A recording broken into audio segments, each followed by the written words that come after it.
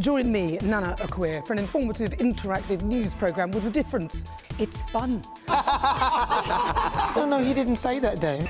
I'm so surprised. I think there's an element of truth to that. Join me from 3 p.m. every weekend, only on GB News, Britain's news channel. Good Afternoon Britain isn't just about us. The wonderful thing about this programme is it's about everyone watching. It's an interactive programme. Well, there absolutely is something to see here, and we're going to be talking about it more. Whether it's breaking royal news, Please bring us up to date. or indeed a particularly punchy speech in the House of Commons, Very, very curious. we bring it to you live, and then we bring you live reaction as well. That's Good Afternoon Britain, weekdays from midday. Only on GB News, the People's Channel, Britain's news channel. This is Britain's Newsroom, where your voice matters. It's just astonishing. With expert analysis and honest opinion, we don't just keep you informed. We bring you unique perspectives you won't see anywhere else. Can't argue with any of that. When the news happens, it happens here. On Britain's Newsroom, weekdays from 9:30 a.m. Only on GB News. No matter the state it's in, this is our nation. Join me, Jacob Rees-Mogg, for a genuine, honest discussion on where we have been, where we are going, and where we are with the people who set the direction. That's State of the Nation every Monday and Tuesday at 8 o'clock. Only on GB News, the People's Channel.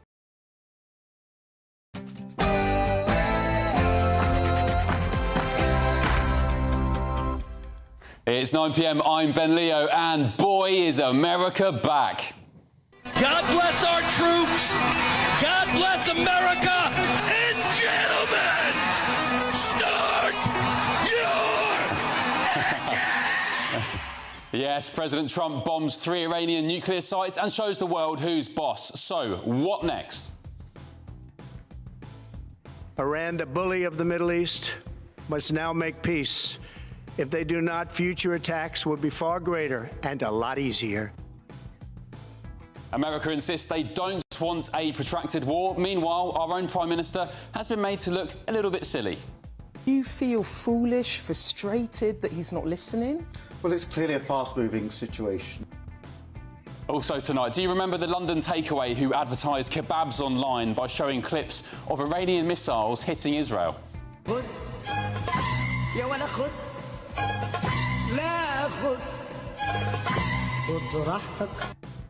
Well, I paid them a visit today and I wasn't there for lunch. Hello, good morning. Sorry to bother you. Ben from GB News. Is anyone around for a quick chat about your video that went viral? Elsewhere tonight, the security guard fed up with lawless Britain who was sacked for doing his job. Gina needs to walk on because you were blocking the door for people. Get away from me, Barney. And has the net zero scam been exposed in its full glory again? Journalist Lewis Brackpool joins me live to reveal devastating details about British weather data centres that are classified as poor or unreliable, yet are still used to push scaremongering hot weather narratives. And happy birthday to the Prince of Wales for yesterday. On his 43rd birthday, editor of At-Large of the Mail on Sunday, Charlotte Griffiths, reveals how William will be handling the Harry situation. Joining me on the panel tonight are GB News contributor Will Kingston, political commentator Chloe Dobbs and the former Labour Minister Bill Rammell.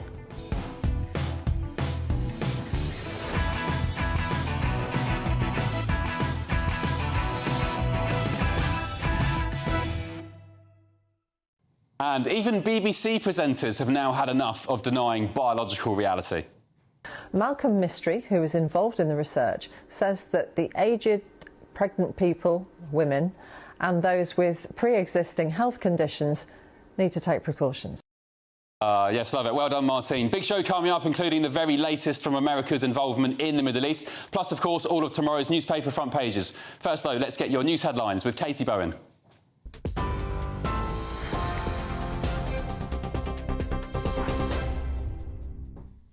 Ben, thank you and good evening. It's 2 minutes past 9, your latest news headlines from the GB Newsroom. President Trump has said this evening that America had a spectacular military success yesterday, taking the bomb right out of Iran's hands. US Secretary of State Marco Rubio has warned Iran against retaliation following US strikes on Iranian nuclear sites, saying such an action would be the worst mistake they've ever made. After weeks of preparation, US officials say the mission, which has been codenamed Midnight Hammer, obliterated Iran's nuclear ambitions but did not target target any troops or civilians. Iran's Atomic Energy Agency said that nuclear sites are quickly being rebuilt, with activity to continue with greater power. The US said 3 key sites, Natanz, Isfahan and Fordo, sustained extremely severe damage. And new footage shows the Natanz and Isfahan sites before and after those strikes. More than 125 military aircraft took part in the offensive, which has been described as the largest B-2 operational strike in US history. Iran earlier labelled the strikes as outrageous, with everlasting consequences. As Vice President J.D. Vance said that the US is not at war with Iran, but it is at war with its nuclear programme. The United Nations Security Council is currently holding an emergency meeting to discuss the ongoing situation. Well, the UK permanent representative to the UN, Ambassador Dame Barbara Woodward, has just spoken at that meeting and once again called for de-escalation. This is a pivotal moment for the region. A further spiral of conflict poses serious risks to regional and international peace and stability. Our foremost priority must now be to support de-escalation. The United Kingdom did not participate in US or Israeli strikes. But military action alone cannot bring a durable solution to concerns about Iran's nuclear programme. My Prime Minister has been clear. We urge Iran now to show restraint, and we urge all parties to return to the negotiating table and find a diplomatic solution. Israel and Iran have continued to attack each other today as Israeli Prime Minister Benjamin Netanyahu says Israel is close to achieving its goals of destroying Iran's nuclear programme and ballistic missiles. He added that Israel won't be dragged into a war of attrition, but that his country won't end their campaign against Iran prematurely. It was reported earlier that Israel struck targets in 10 cities across Iran, and it's been confirmed that a brigade chief, 3 officers and 2 soldiers have been killed in an Israeli attack in western Iran. Israel's ambassador to the UN, Danny Danon, said that Israel will continue to meet any Iranian attacks with overpowering righteous force, adding that the world is a safer place following America's strikes. Iran reportedly launched its most significant attacks on Israel since the conflict was renewed last week. And to domestic reaction, the leaders of the UK, France and Germany have issued a joint statement urging Iran not to destabilise the region as they reiterated their own commitment to peace and affirmed their support for the security of Israel. Foreign Secretary David Lammy said that he's spoken with counterparts in Iran and Israel to stress the need for de-escalation. And earlier on, Prime Minister Sir Keir Starmer urged Iran to negotiate with the US.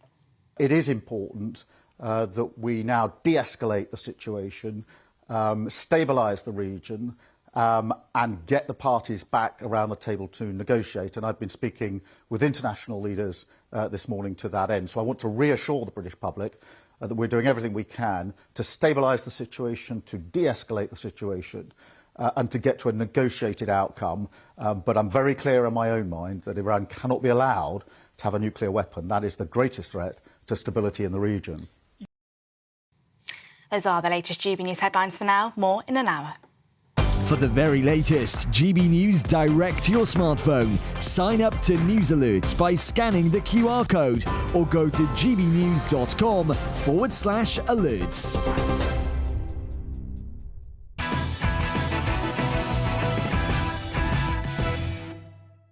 Very good evening to you, and thank God we have a real leader fighting for the free world. Tonight, I can report to the world that the strikes were a spectacular military success. Iran's key nuclear enrichment facilities have been completely and totally obliterated. Oh, yes. So we all know what happened by now. American B-2 bombers targeted 3 Iranian nuclear sites in a mission that emphasised how the US, under President Trump, doesn't suffer terrorists lightly. This isn't about being pro-Israel necessarily or Zionism. It's about being anti-terrorism. It's about the surge, specifically, of the Islamic Iranian regime on the Western world. Terrorist sleeper cells, the funding of proxies such as the Houthis and Hezbollah, and Iranian spies plotting attacks in Britain and at British military bases abroad. If anyone needs reminding why Iran and Islamists are the bad guys, specifically when it comes to Britain, here's what I said last night. Let's recap, shall we? We've got a former Iranian government minister living in London who supports terrorists and issues fatwas, a former Hamas terror chief living in London, London Takeaways advertising kebabs using footage of Iranian missiles on Israel, British soldiers spying for Iran, Iranian terror plots against British military bases foiled, Iranians nicked for an alleged plot to attack the Israeli embassy in London, Palestine protesters destroying aircraft at RAF bases. Oh, and breaking tonight, GB News can reveal more than 1,000 small boat migrants have crossed the English Channel illegally in less than 48 hours. And I've seen the comparisons today, of course. Talk of Iraq 2003, weapons of mass destruction, potential ground invasions too. I do get it, but let me just say the Trump administration has been clear from the very start that these strikes aren't about regime change or a protracted war in the Middle East. It's about ensuring peace through strength. The president may not want an open-ended conflict. The Iranians may disagree. Are you prepared for a protracted war? Well, anything can happen in conflict, we acknowledge that, but the scope of this was intentionally limited. That's the message that we're sending. What's clear today is the US doesn't need anyone else to ensure its safety because they run the show. With President Trump, they get things done. No relying on the cucked EU allies or the international order before doing what's right for them. No consulting the UN or NATO. No dithering with rule books and lefty lawyers. Just putting your nation first. Could you imagine our own Prime Minister making a decision of this magnitude? In fact, the US now cares so little about the UK and Europe that the PM, I think, has been made to look a little bit silly tonight. Indeed, after saying the US wouldn't get involved with Iran. On Tuesday morning, you said how important de-escalation was. This was at the G7. You told me you didn't think a US attack was imminent. You sat next to President Trump at the G7 dinner of leaders. You said nothing the president said suggests he's about to get involved in this conflict. On the contrary, here we are. He has struck Iran. He's done exactly the opposite of what you said you thought he was going to do. Do you feel foolish, frustrated that he's not listening? Well, it's clearly a fast-moving situation, and there's been a huge amount of discussions in the days since the G7 ended, and the US has now taken the action to alleviate the threat. I don't know why he looks so terrified in that clip. Well, anyway, let's cross to Washington, D.C. and speak to Jacob Olidor, who's a Middle East historian and former advisor to Mike Pence, the former US Vice President. Thank you for your company, Jacob. What's the feeling like stateside at the moment? Do Americans and indeed Republicans back what President Trump has done? Thanks for having me, Ben. Oh, absolutely. There's no question. The polling here in the United States is overwhelmingly supportive of the president eliminating Iran's nuclear program. The president has tried this graciously through diplomatic means. Seeing that that was not meeting the objective, he turned to other options. But I think, your comments at the top are a good reminder of the fact that Iran has been a European problem and a British problem for very long. It is a fast-moving target, as the Prime Minister has said. One need to look no further than the Russia's invasion of Ukraine, where Iran has been shipping missiles and drones made with German parts over to Russia, that this is really close to home. Yeah, Jacob, I've had so many comments today online, on X and so on, saying, what's Iran ever done to you? Why are you getting involved, or why is America getting involved in the Middle East? And I played a reminder of what I said last night. I mean, the amount of terrorist sleeper cells in the UK. We had 5 Iranians arrested just some weeks ago for a plot to reportedly blow up the Israeli embassy. Then you've got the Houthis targeting British and American ships down the Strait of Hormuz and the Gulf of Aden, and so on and so on. It goes on. Hezbollah as well. The Iranians, do you agree with President Trump and Pete Hegseth, the Defence Secretary? Do you agree these are isolated strikes? And do you believe the Trump admin when they say that they don't want a protracted war in the Middle East? Oh, absolutely. And of course, I don't speak on behalf of the administration. I'm on the outside, but the president and his team are completely united and been consistent that these are a targeted strike on Iran's nuclear capabilities. That is consistent with the president's own vision that Iran cannot have a nuclear weapon. And so that is the focus here. And throughout, the president has also left the door open for Iran to continue through diplomatic channels to ensure its objective of stopping its nuclear program. And we're seeing that play out. And Jacob, what are the Democrats saying in the US? Oh, well, I've stopped listening long ago, but I mean, it's, look, it's actually interesting. I mean, you have a couple of folks, of course, the same chorus saying that this is escalatory war again. And then you have others, of course, trying to give Biden credit that all of this was started under him, which of course is nonsense. OK, and finally, are you proud of your country today? Oh, absolutely. I've always been proud, especially under President Trump's leadership, and this is a continuation of what we know of President Trump and his team, of strength, of peace through strength, of unwavering support, and action on behalf of the American people and of world peace. And this is President Trump as a peacemaker. OK, and you wouldn't be concerned, just last question, if this escalated? I mean, Iran are saying they're going to be shutting off the Strait of Hormuz, potentially affecting up to 20% of gas around the world, oil prices and so on, energy bills will go up. You'd be prepared, would you, as an American, to go into a full-scale war with Iran, if that's what it meant? Well, look, this is the conclusion of the longest forever war in the Middle East in modern times by Iran, launched in 1979. If Iran tries something like that, that will be an affront not only to the United States, but to all of our partners around the world. As Secretary Rubio said in that clip earlier, I mean, Iran would be wise to think twice before doing such a step. Yeah, all right, Jacob. I have to say, as a Brit, I was very, very impressed with the operation overnight. Whether you agree with the bombing of Iran or not, just the military aspect to it, you know, the decoys across the Atlantic and the Pacific, 120, I think, aeroplanes, fighter jets involved, including the B-2s. So, yeah, well done to President Trump tonight, I think, as far as I'm concerned. Anyway, I know there'll be some who disagree with me. Jacob Olidor, thank you for your company. Really appreciate it. Former advisor to Mike Pence. Let's get the thoughts of my panel now.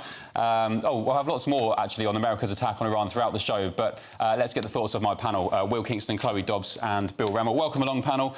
Chloe, ladies first, your thoughts on this situation. Do you back President Trump? Is there any concern there about where this could lead to?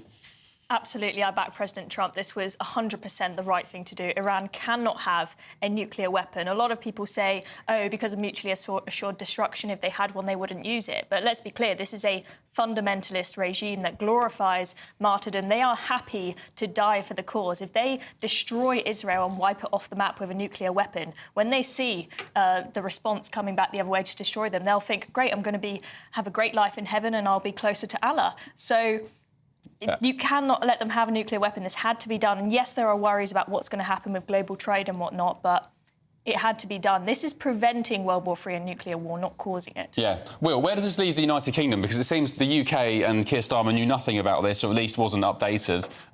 Keir Starmer a few days ago was saying that he doesn't think Donald Trump would carry it out, and the next minute we have 8 or 9 B-2 bombers flying around the world on 30-hour missions. I just saw before I came on air an update from Keir Starmer on the situation in the Middle East, and if there's one thing that the last 24 hours have demonstrated, it is that Keir Starmer is entirely irrelevant in the Middle East. I think the EU as well, not just the UK. And the EU. And look, that's not necessarily a good or a bad thing. It is just an expression of the reality of the moment, where the UK for the last 70 years has been a fading power along with Europe, and the US is obviously not. Look, the one thing I would say on this was a moment, this is the defining moment of the Trump presidency. It was a moment of moral clarity as well as political courage. Political courage because it would have been easier for him not to do this. And moral clarity because the world owes the US a great service tonight. Diplomacy hasn't worked, not just the last 3 months, but for the last 20 years. This was the only option we had, and it's been carried out very, very well. I think this is a wonderful moment for the world. Bill, what's your take, specifically with Keir Starmer as well? Beth Rigby accused him of looking a little bit foolish. Is that fair? No, I don't think it is. He's been trying to persuade Trump to go down the diplomatic route, and that hasn't worked. Look, I need no convincing that Iran are bad guys. You know, it's an extreme, theocratic Islamist state that terrorises the Middle East and terrorises the rest of the world. But I'm really concerned about what Donald Trump has done, and I just can't join this loving about Trump. He's been utterly erratic in his decision-making. You know, first of all, Israel had gone beyond what the United States wanted to do. We then had the will I, won't I charade, and now he's bombing. And this is the president who said, I'm the anti-war president. And the problem is, once you start a war, and that was big within your presentation at the beginning, Ben, once you start a war, you're not in control of events. And he's not in control now. And I am not convinced that you can eradicate nuclear capability in Iran by bombing.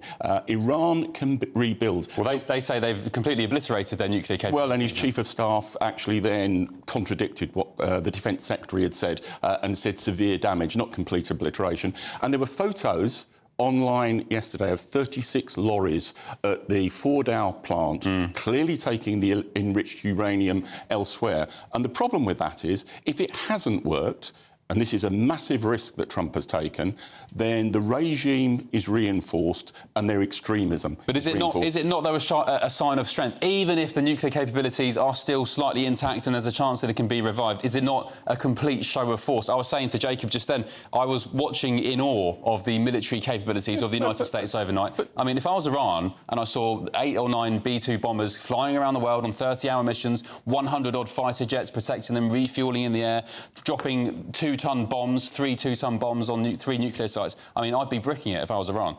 Yeah, but you're not dealing with rational actors. You know, this is an extremist... That's exactly right, Bill. You're not, and that's the problem. So do you think you can conduct diplomacy with non-rational actors? Yeah, because you can force them through the strength of negotiation. Under the Obama nuclear deal, we had contained Iran, and it wasn't pursuing nuclear weapons. It now is. And the problem is, what is Iran now going to do? So it's going to shut off the Straits of Hormuz. Yeah. Oil has already gone up by 28%.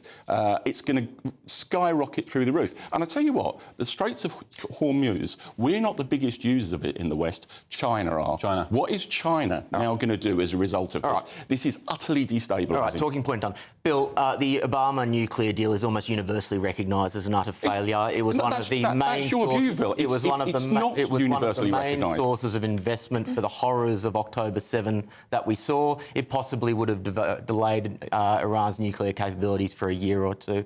The fact is, your generation of politicians tried the diplomacy route. It did not work. And this is the first time someone's actually had the guts to do something. And the end outcome is that we have a dramatically diminished Iranian state. That is a good thing for the world. Yeah, so you what are you going to do? Negotiate with terrorists that chant death to America, death to the UK, death to Israel, death to Jews. What are you going to do when oil is skyrocketing through the roof and terrorist cells are attacking UK citizens? Bill, they already are. We had 5 Iranians arrested on the way to blow up the Israeli embassy. And it's going to be massively reinforced by this. Islamists over the last 20 years. Oh, come on. We haven't been in power for the last 20 years. And the Conservatives as well, in fairness. Iran tried to kill President Trump. And you're just like, oh, don't worry, No, I'm not saying don't worry, but I've got a serious view about the real risks and danger from what Trump has done. There are huge, and you're blithely ignoring that. Of course, I'm very concerned about the potential impact on oil prices. We do not need more economic instability. What is going to happen? But I do not want nuclear war. Neither do I. And Israel wiped off the map. And as I said, Iran would do it. They would do it if they had the capability. And it's enriched uranium. It's still got it. The regime has been reinforced. Not only the regime itself, but popular opinion in Iran has been reinforced by Trump's actions. Hang on, you've got girls all out on the streets now taking videos of themselves dancing with their hair down, all celebrating, shouting death to Khamenei on the streets, thinking that that the Islamic Republic is about to fall. Yeah, I'm sick of the Iranian... I don't think that the people of Iran are now more in favour of the regime after what's happened. I think it's reinforced the position of the regime, and that's the real danger. Well, Israel has destroyed so much of their key government infrastructure, not just taking out their state TV building, but the intelligence services and the head and the chief of that and all sorts. The regime is hanging on a thread right now. Yeah, it could easily collapse. The idea that they're strengthened after what Trump has done, just because they had a few trucks maybe take away some of the enriched uranium, is for the birds. Yeah, Bill, are you sort of conscious of the role Iran is playing across the West at the moment? Of course, I mean you must be. You're not. I'm a former Foreign Office minister who dealt with the intelligence about Iran. I know exactly. You're not a silly guy. So we had Daniel Khalif, the British Army soldier who was sentenced in February to 14 years for spying for Iran. Yeah. We had a British guy in Cyprus last night arrested, accused of spying for Iran, plotting an attack on the RAF base there. You had 5 Iranians nicked on the way to attack the Israeli embassy, reportedly, a few weeks ago. That case is still going on. You've got all sorts of different plots being foiled. You've got attacks on British ships and American ships down in the Gulf of Aden and so on, off Somalia. I mean, Iran are causing havoc all over the world. So if they don't want to play ball after these B-2 bomber strikes, then I just say finish them off, finish the regime off. They are an absolute menace to not just Britain, not just Britain, but the rest of the world. So Ben, I'm not an apologist for Iran. I loathe what the Iranian regime stands for, but I'm into the serious business of how you effectively control them. And what Trump has done and what Israel has done makes the situation much more dangerous. Yep. Okie doke. Much more of this, I suspect, to come during the show, including on the front pages. Stick with us for that. But up next.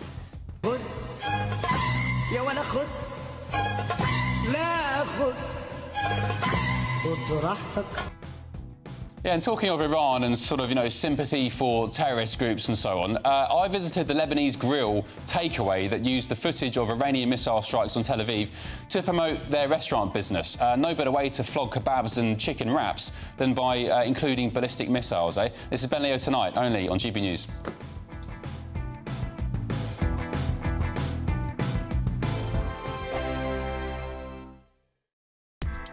Join me, Nana Akwe, for an informative, interactive news programme with a difference. It's fun. No, he didn't say that, though.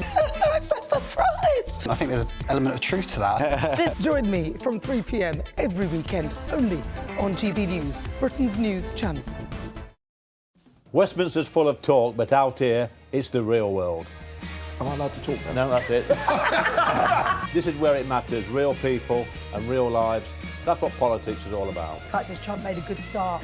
No. Straight answers, no spin, and just a couple of pints. How many fingers have I got up? About 10. So join me for Lee Anderson's Real World every Friday at 7 p.m. only on GB News. The People's Channel, Britain's news channel. You want to know what's really going on in the corridors of power? Labour don't know what to do with you half the time, and that makes you quite lethal in the chamber. Get behind the headlines with Chopper's Political Podcast. Join me, Christopher Hope, as I sit down with the great and the good of British politics. We'll see where this ruling takes us. These are the stories shaping our nation. Chopper's Political Podcast, available now on all platforms. Listen in and stay ahead. At GB News, we love to hear from you, our viewers and listeners. So drop us a line at gbnews.com/your say.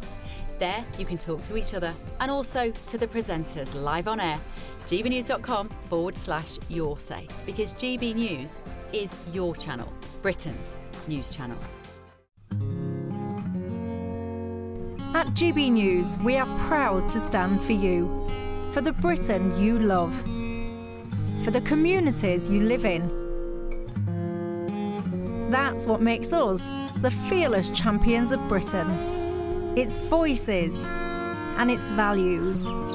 Because we, at GB News, the People's Channel, Britain's news channel. It's Patrick Christie's Tonight, and here we do things differently. It's explaining the absolute madness of this, doesn't it? It's explosive. I mean, this is very good. It's lively. 850. Your government sat there, Sean, and it did nothing. It's controversial. And the Middle East has been in turmoil since before I was born. It's everything you need to kickstart your evening. Everyone's had their Weetabix tonight. I love to see it. That's Patrick Christie's Tonight, weeknights from 9 p.m. Only on GB News, the People's Channel, Britain's news channel. This is Britain's Newsroom, where your voice matters. It's just astonishing. With expert analysis and honest opinion, we don't just keep you informed. We bring you unique perspectives you won't see anywhere else. Can't argue with any of that. When the news happens, it happens here. On Britain's Newsroom, weekdays from 9:30 a.m. Only on GB News.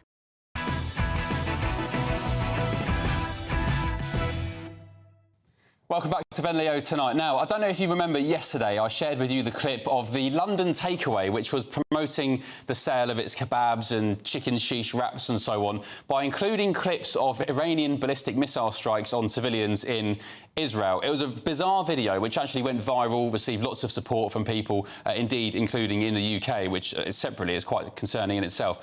Anyway, today I woke up, I decided to pop down there, not to get some lunch, but to ask them what the hell that video was about. Take a look. Who posted it from the shop? You didn't post it? Not anyone. Did he post it back there? No. Who posted it?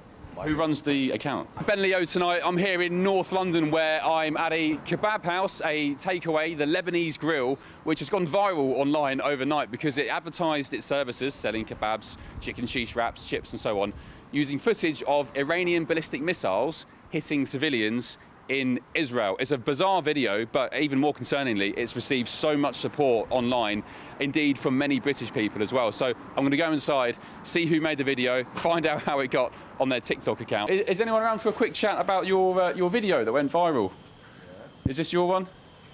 This is the shop.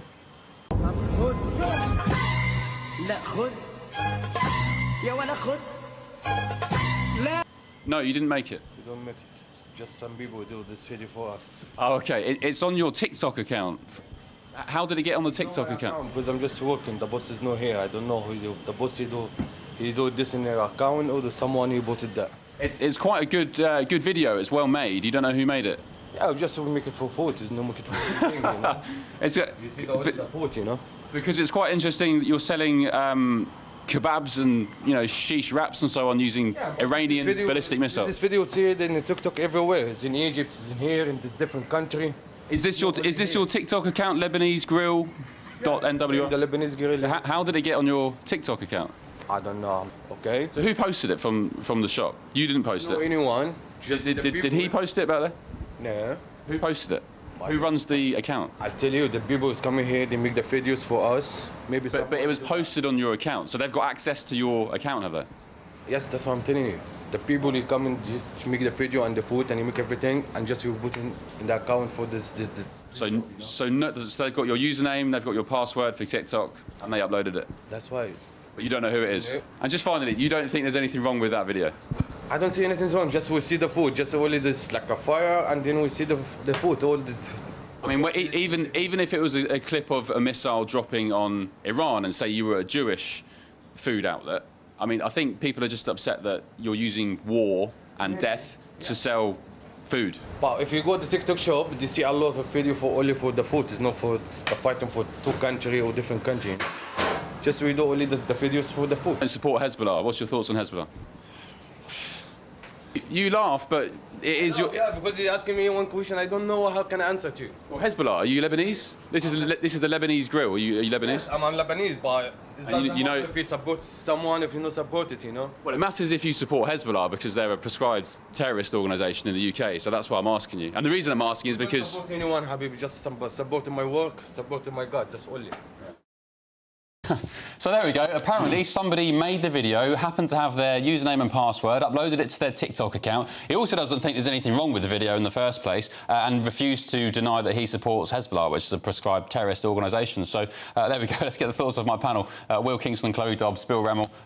Chloe, your thoughts on that? Are you going to go to that place for lunch anytime soon? I don't think so. I mean, they have got a 5 hygiene rating. So nice well, that's okay then. You visited the other week. But I mean, it's typical blame the intern, nothing to do with me. Now, it is concerning that we've got people in this country supporting Hezbollah and supporting the regime. Obviously, he didn't, point blank say what his view was, but I think it was quite clear. But what I will say is this was marketing genius. You've started off with not just a trending topic, but something that catches your eye with a big missile strike. They've sunk it to the music. I mean, it's a high-paced video, and it grabbed attention. It went viral. Well, Will, that was the other point. The video was bad enough, right? The other concerning point is that it's had so much support online. Yeah. I've checked out the accounts. They are people based in Britain. They're Londoners who obviously go to that place for food and takeaways.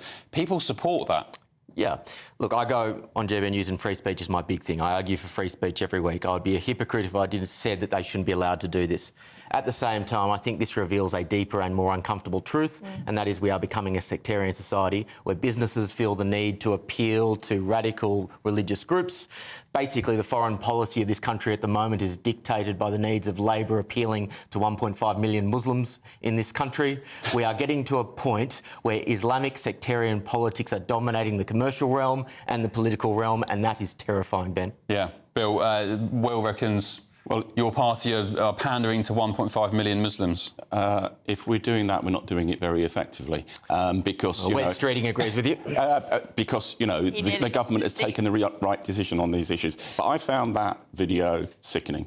It's using appalling attacks on civilians for commercial gain.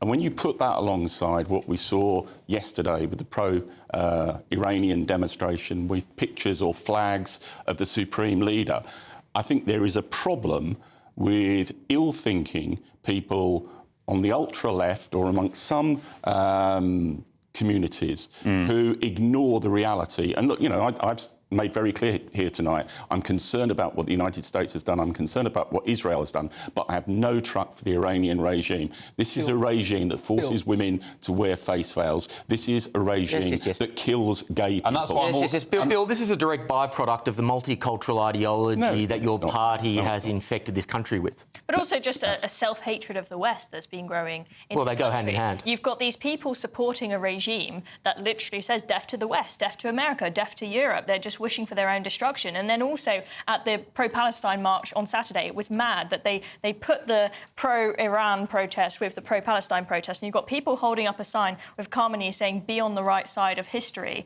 And I'm like, do you guys realise that if Iran dropped a nuclear weapon on Israel, it would probably destroy Palestine as well? So you're kind of contradicting yourself. It's totally nihilistic, unthinking nonsense. OK. All right, I just don't know why the guy clearly knew what I was talking about. I don't believe for a second that it was just some random unknown person who happens to have his logins to the TikTok account. Just own it. If you believe that, just own it and say, yeah, I believe it because I think this about Israel and I'm happy Iran was sending ballistic missiles their way. But why are you so coy about it? You're happy enough to take the credit online when it was going viral on TikTok. Anyway, coming up, I'll talk to the hero security guard. This is a good story. Who tackled a racist thug. But he didn't get thanked by his bosses. He didn't get an award for doing a good job and for protecting the public. He got sacked. Clip coming in just a second. You don't want to miss it. This is Ben Leo Tonight, only on GB News. I hope we haven't forgotten anything. Travel insurance, I tick that box. Yeah, but remember what you forgot last year. All Clear Travel Insurance sponsors GB News Travel Destinations Forecast. Just like we're seeing across the UK, the heat wave that's also been in place in other areas of Europe is now beginning to subside and ease, with temperatures generally dropping back towards closer to average for the time of year. And bar the odd shower, there will be plenty of sunshine across many areas of the Mediterranean. High pressure is looking like it will be staying in charge for a good portion of this forthcoming week, so there'll be plenty of fine weather around. All Clear Travel Insurance sponsors GB News Travel Destinations Forecast. Hello there, good evening. This is your GB News weather update provided by the Met Office. I hope you've had a lovely weekend.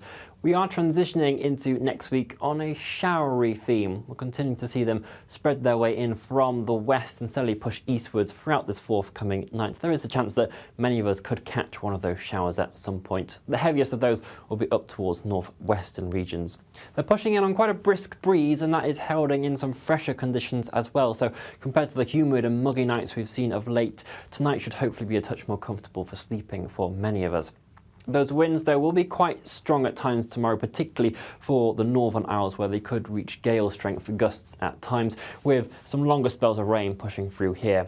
The showers will always be most frequent tomorrow across northern and western regions. Generally, if you're to the east of higher ground, so eastern Scotland, northeast England, there will be more in the way of drier spells and some sunshine. It's particularly, though, Wales into southern England where we'll see the bulk of the sunshine throughout tomorrow, and it should be a relatively fine day overall. Despite that breeze, though, giving it a slightly cooler feel, it is still worth remembering that UV levels will be high in places in that sunshine, since we are only just past the summer solstice. Temperatures tomorrow will be ranging between around 16 to 18 degrees Celsius for northern areas and closer towards 22 to 24 in the south. As we move into Tuesday, we are going to be seeing another frontal system gradually push its way in from the west, still bringing that sort of changeable, unsettled theme. More longer spells of rain possible across western regions in association with this. Areas to the east may manage to stay dry, but there will be a lot more cloud around on Tuesday in general. And a slight shift in wind direction to a southwesterly means we're going to be feeling in some more humid conditions, and those temperatures may just pick up a little bit as well. The rest of the week continues that changeable theme. Showers, longer spells of rain, maybe even some thunderstorms at times. Bye-bye. No matter the state it's in, this is our nation. Join me, Jacob Rees-Mogg, for a genuine, honest discussion on where we have been, where we are going, and where we are with the people who set the direction. That's State of the Nation every Monday and Tuesday at 8 o'clock, only on GB News, the People's Channel. This is Britain's Newsroom, where your voice matters. It's just astonishing. With expert analysis and honest opinion, we don't just keep you informed. We bring you unique perspectives you won't see anywhere else. Can't argue with any of that. When the news happens, it happens here. On Britain's Newsroom, weekdays from 9:30am. Only on GB News. At GB News, we love to hear from you, our viewers and listeners. So drop us a line at gbnews.com/your say. There you can talk to each other and also to the presenters live on air. gbnews.com/your say, because GB News is your channel, Britain's news channel.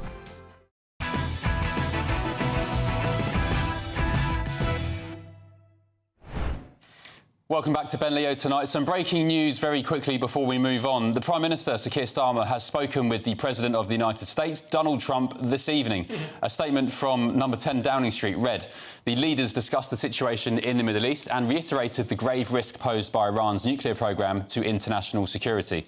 They both discussed the actions taken by the United States last night to reduce the threat and agreed that Iran must never be allowed to develop a nuclear weapon.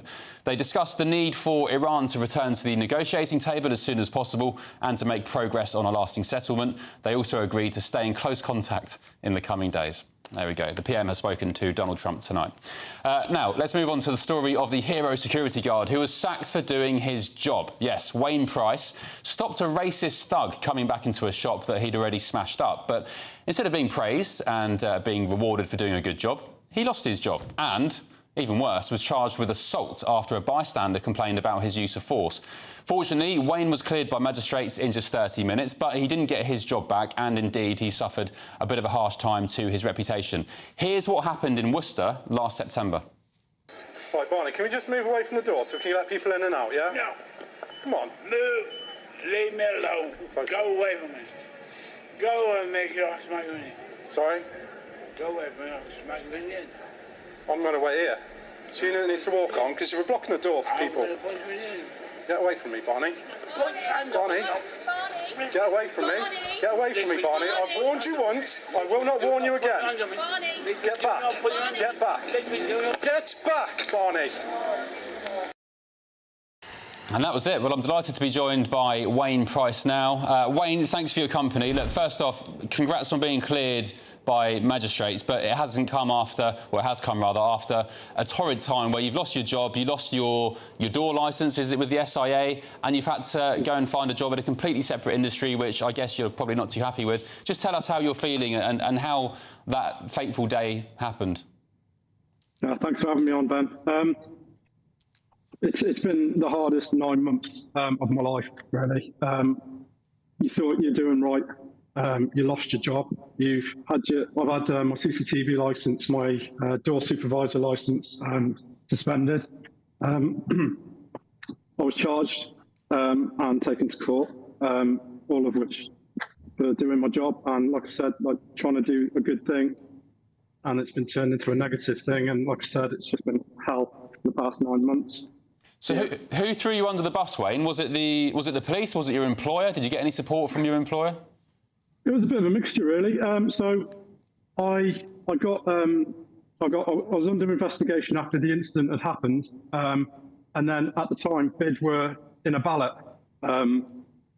So in a ballot, you need to get the votes from the businesses, and because my job role was voted the highest in the consultation that was done earlier on in the year, I was sent out to go and get votes after all of this has happened. So I was worried about losing my job.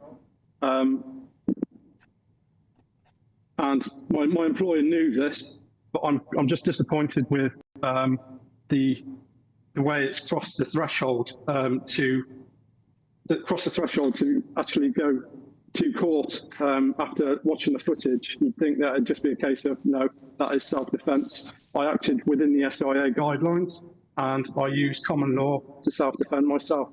I mean, yeah, I mean, the guy you can see on clip, he says he's going to, whatever he says, you know, bash your head in or whatever. You give him a good shove. Was he injured? Was that part of why they pursued a prosecution? What were his injuries, if any? I was told that, obviously, the police need to be seen doing the right thing, which, you know, they need to investigate it, of course. But the thing I had with me is obviously because it was a potential head injury, if anything happened to Mr. Swinburne in the 6 months. Oh, you still there, Wayne? Have we lost you? I think we've lost him. Oh, you still there, Wayne? I can hear you. You're still there. So the guy was okay, was he? He didn't have any long-term injuries. He was fine. No, he was absolutely fine. There wasn't any injury. Yeah. Okay, Wayne. Look, sorry you've gone through what you've gone through. Where are you working now? Very quickly. I work at an entertainment place with Crazy Golf. Crazy Golf. Are you enjoying it? It's okay. Pays the bills, right? Got to look after the family. Are you able to go back into door work or security work, or is that finished, regardless of what the magistrates ruled? So I'm looking on starting my own business up. I would like to make a difference towards the city centre. You know, what I did for the city centre is respected, and like I said, I was voted highly for what I did. So I'd like to carry that on and pursue that. I've got a GoFundMe page going on, so any contributions are welcome. OK. Well, look, Wayne, good luck with it. Sorry you went through what you did. I think you'll have support from a lot of our viewers, and we wish you the best for the future. And in actual fact, when you see the country heading the way of San Francisco, where people just walk into shops, pillaging the shelves, and people standing by and do nothing, it's actually quite refreshing to see somebody, you know, doing what they should be doing and stopping wrong-uns behaving in a way that affects society in a quite negative light. This is the problem we've got in the UK at the moment. Security aren't protected enough. They are literally there to wear a uniform and not do anything else. And something needs to be done about it. All right, Wayne. Thank you very much. Appreciate it. Have a good week next week, and we'll catch up soon. Thank you, Wayne Price. Let us know what you think about that. gbnews.com/your say. Did he deserve that kind of treatment? The magistrates say not. On to the Great British Giveaway very quickly. Your chance to win £54,321 is our biggest cash prize today, and it's tax-free, of course. Here's Hayley Sparks with all the details. This is your chance to enjoy luxury this summer. It's our biggest cash prize to date, an incredible £54,321 in tax-free cash has to be won. What would you do with that?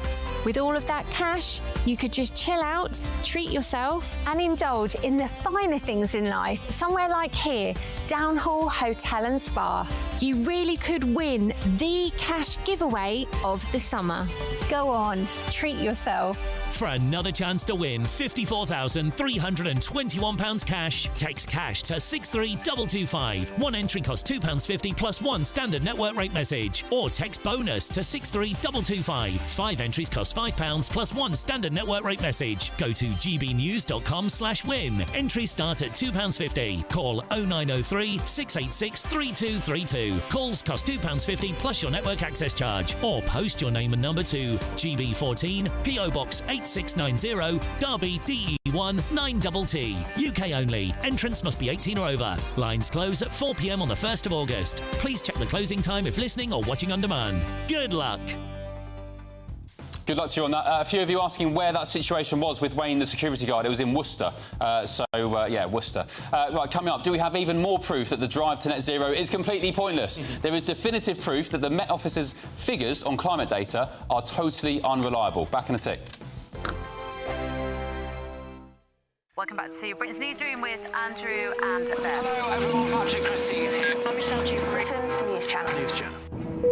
Access the stories that matter to you. Take the GB News family with you on any device. And as long as you have an internet connection, tune in to GB News anywhere on the planet or beyond. GB News, the People's Channel, Britain's News Channel. Westminster's full of talk, but out here, it's the real world. Am I allowed to talk now? No, that's it. This is where it matters, real people and real lives. That's what politics is all about. The fact that Trump made a good start, no. Straight answers, no spin, and just a couple of pints. How many fingers have I got up? About 10. So join me for Lee Anderson's Real World every Friday at 7 p.m. only on GB News. The People's Channel, Britain's News Channel.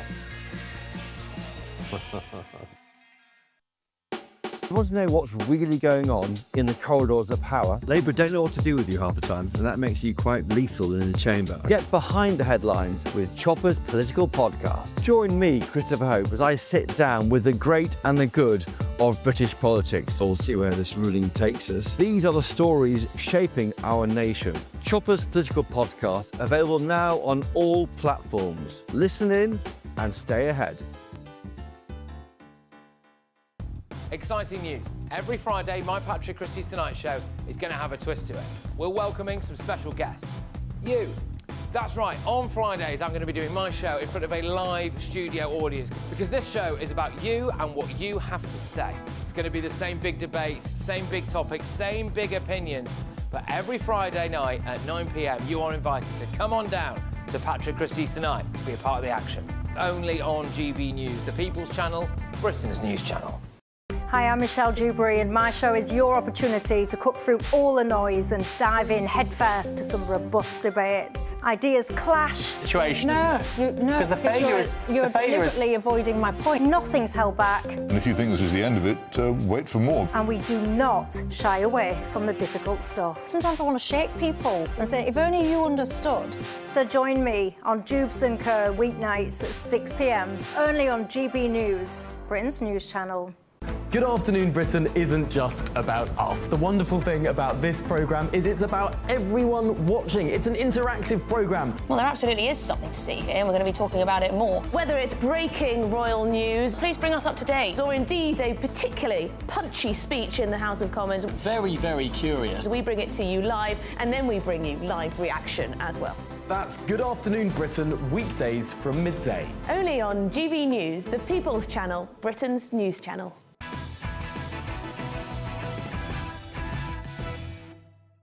Welcome back to Ben Leo Tonight. Now to a shocking story that casts even more doubt on claims about global warming and, indeed, the need for net zero. It's been confirmed that a staggering 80% of UK temperature stations are classed as poor or unreliable by international standards. So a Freedom of Information request revealed the same flawed stations are used, without correction, in key national data sets that drive net zero policies, media headlines too, and those so-called record-breaking temperatures.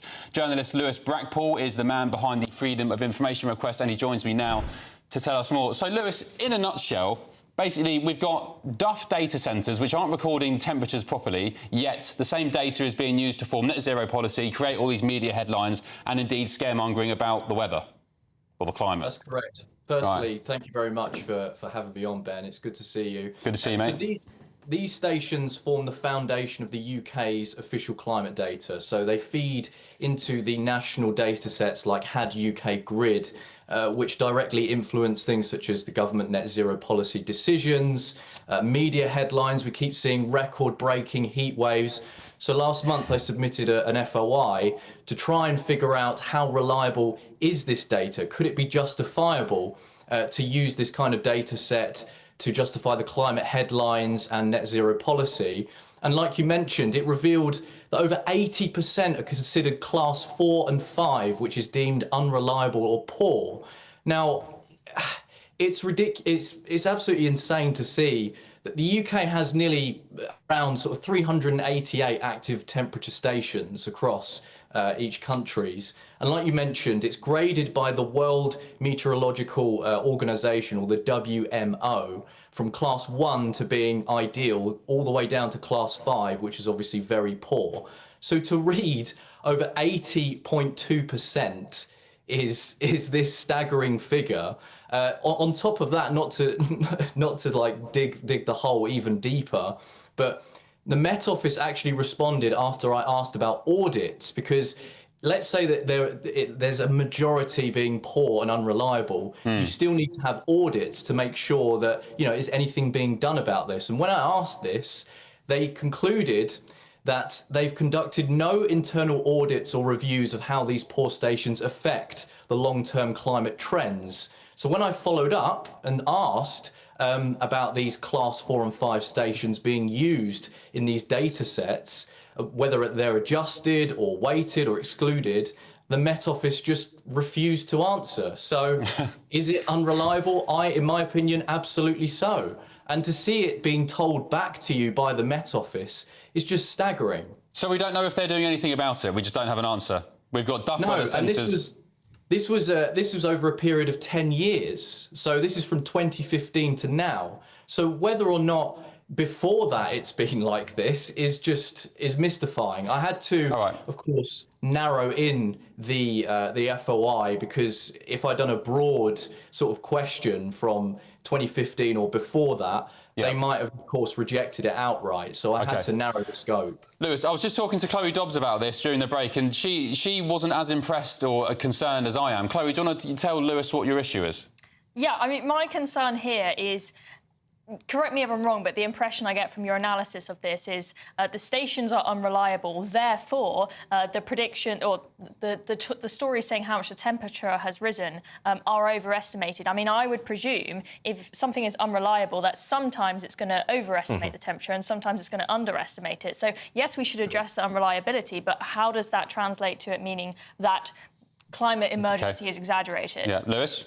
Yeah, sure. It's a great question. Well, we know that the particular climate modelling that's being used is actually via computer, so it's supposed to be smoothing out the actual data set. But the problem is it's not just 30% that's unreliable or considered poor, it's 80%, so it's majority. And this is the problem that we're having. If it's WMO standards, so it's international, and nothing is being done, no auditing, and it's being placed specifically next to airports, runways, places where like heat can trap. Yeah, what a joke. Lewis, where can people find out more of your great independent journalism? What's your X page? Thank you. I appreciate that. You can go to my X or Substack, where I've broken down the whole data there, and you can find the documents to read yourself as well. All right, Lewis, thank you very much for that. Really appreciate it. I'd like to say I'm surprised, but really, when it comes to net zero, I'm not. Stick with us on Benleo tonight. The first of tomorrow's newspaper front pages coming hot off the press. Back in a tick.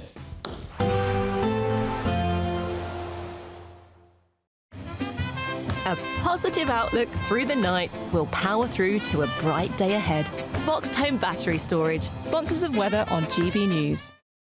Hello there, good evening. This is your GB News weather update provided by the Met Office. I hope you've had a lovely weekend. We are transitioning into next week on a showery theme. We're continuing to see them spread their way in from the west and steadily push eastwards throughout this forthcoming night. There is a chance that many of us could catch one of those showers at some point. The heaviest of those will be up towards northwestern regions.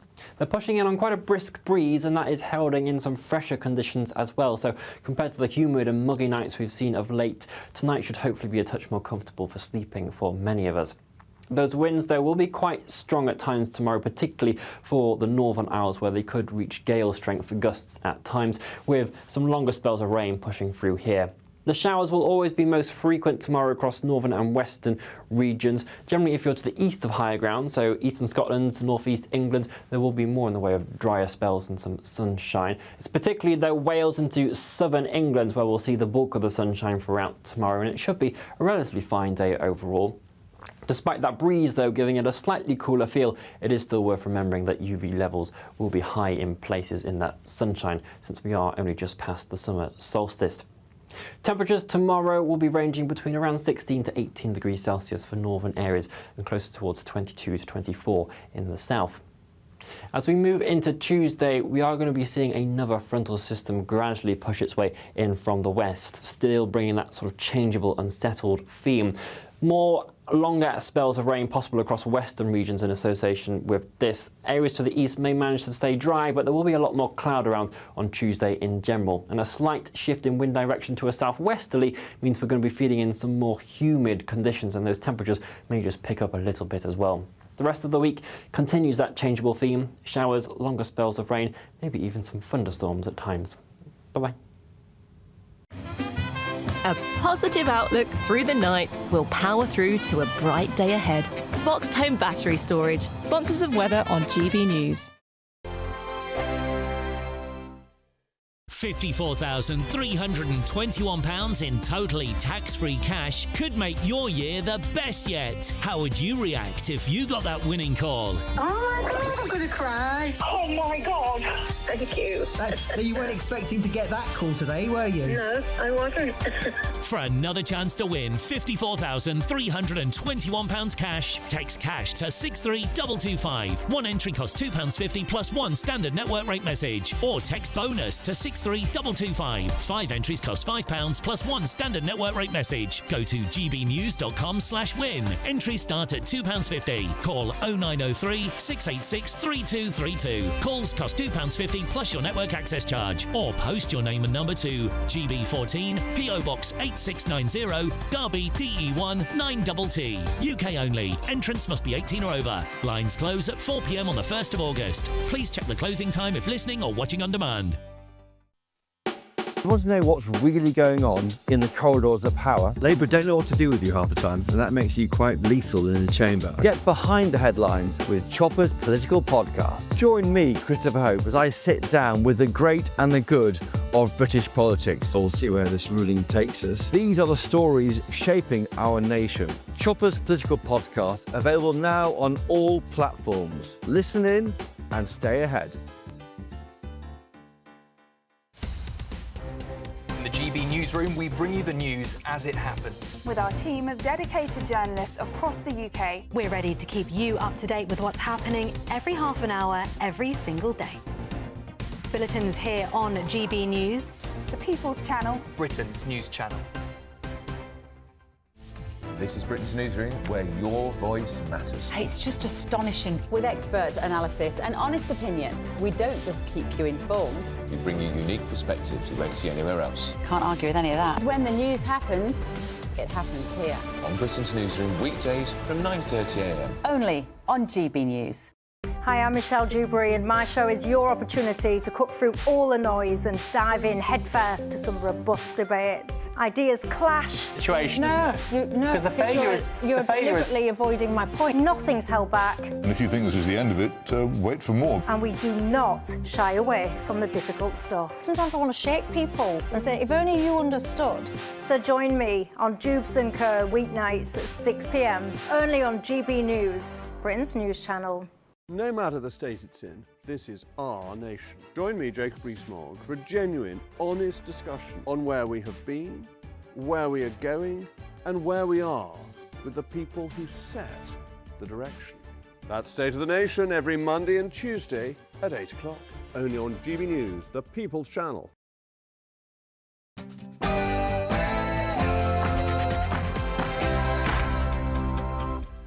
It's 10 p.m. I'm Ben Leo, and boy, is America back. God bless our troops. God bless America. And gentlemen, start your engine. Yes, President Trump bombs 3 Iranian nuclear sites and shows the world who's in charge. So, what next? Iran, the bully of the Middle East, must now make peace. If they do not, future attacks will be far greater and a lot easier. Well, America insists they don't want a protracted war in the Middle East. Meanwhile, our own Prime Minister's been made to look just a little bit silly. Is Nigel Farage elsewhere tonight? The new Robin Hood reform are set to unveil a new policy to stop billionaires leaving the country en masse, shielding non-doms from tax and redistribute revenue to the poor. And separately, what has MP Rupert Lowe done which has his parliamentary colleagues in Westminster shocked? You won't want to miss that. And happy birthday to the Prince of Wales yesterday. On his 43rd birthday, Editor-at-Large of the Mail on Sunday, Charlotte Griffiths, will join me live to reveal how William will be handling the Harry situation. Joining me on the panel tonight are GB News contributor Will Kingston, political commentator Chloe Dobbs and the former Labour Minister Bill Rammell.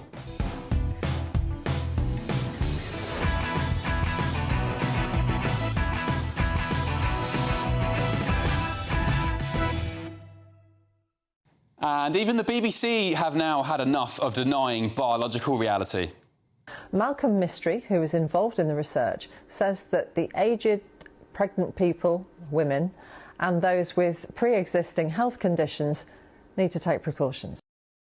Yes, women, not pregnant people. Big show coming up, including the very latest from America's involvement in the Middle East, plus all of tomorrow's newspaper front pages coming imminently. First, let's get your news headlines with Katie Bowen.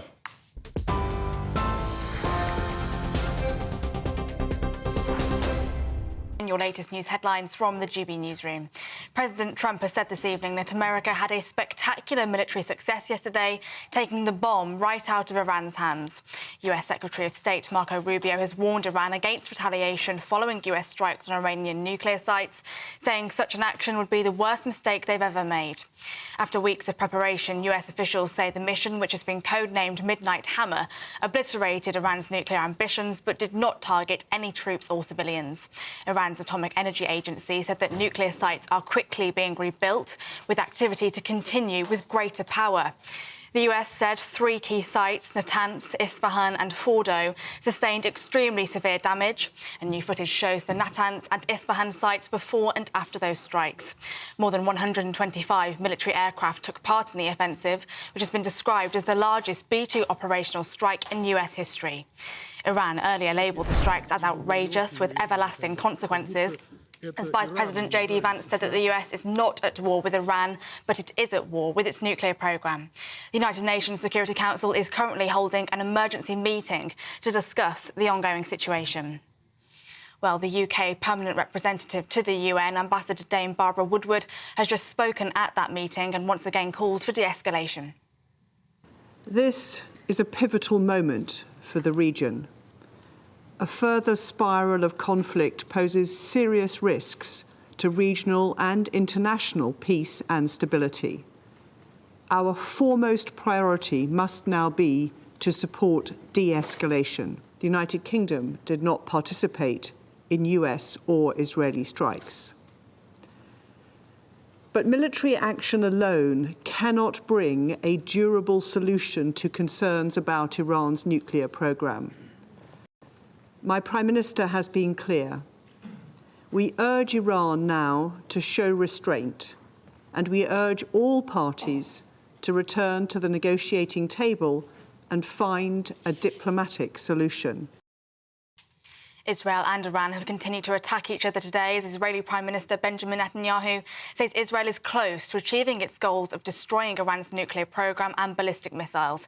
He added that Israel won't be dragged into a war of attrition, but that his country won't end their campaign against Iran prematurely.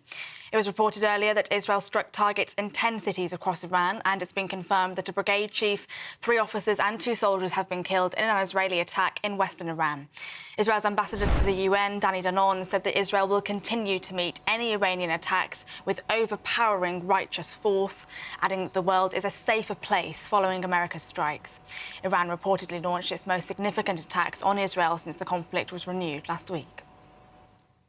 And to domestic reaction, the leaders of the UK, France and Germany have issued a joint statement urging Iran not to destabilise the region as they reiterated their own commitment to peace and affirmed their support for the security of Israel. Foreign Secretary David Lammy said that he's spoken with counterparts in Iran and Israel to stress the need for de-escalation. And earlier on, Prime Minister Sir Keir Starmer urged Iran to negotiate with the US.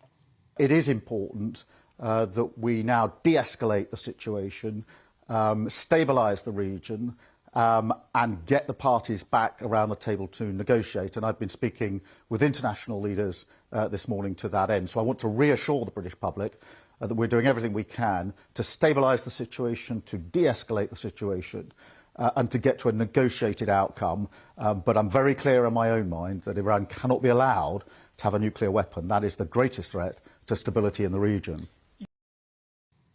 Those are the latest GB News headlines for now. More in an hour. For the very latest GB News direct to your smartphone, sign up to News Alerts by scanning the QR code or go to gbnews.com/alerts.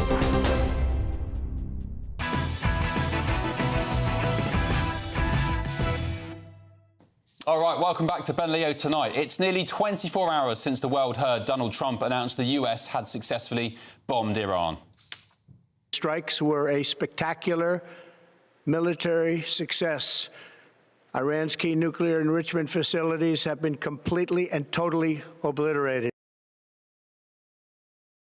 In response, Iranians have told President Trump that the US must bring a sufficient number of coffins if they want a war. The warmongering and lawless administration in Washington is solely and fully responsible for the dangerous consequences and far-reaching implications of its. I still find it totally ironic that the Iranians are talking about lawlessness when there's terrorist sleeper cells running riot all across Europe and the West. But anyway, I'm joined now by the barrister and international lawyer Natasha Hausdorff. Natasha, welcome along to Benlio tonight. First of all, let me get your take on some rhetoric from recent days. There was a Daily Telegraph story about Lord Hermer, Sir Keir Starmer's Bezzy lawyer mate, who was suggesting that Israel's initial strikes on Iran was somehow illegal according to international order and international law. What's your take on that? Well, of course, the government's legal advice hasn't been confirmed on this, but you're right that there were suggestions to that effect. And frankly, it strikes to me, to address the strikes according to the proper legal framework. Israel has been in an ongoing armed conflict against Iran, or Iran against Israel, for decades. We saw that through the proxies that Iran was using, Hezbollah, Hamas, the Houthis most lately. And then, of course, we had direct strikes by Iran on Israel.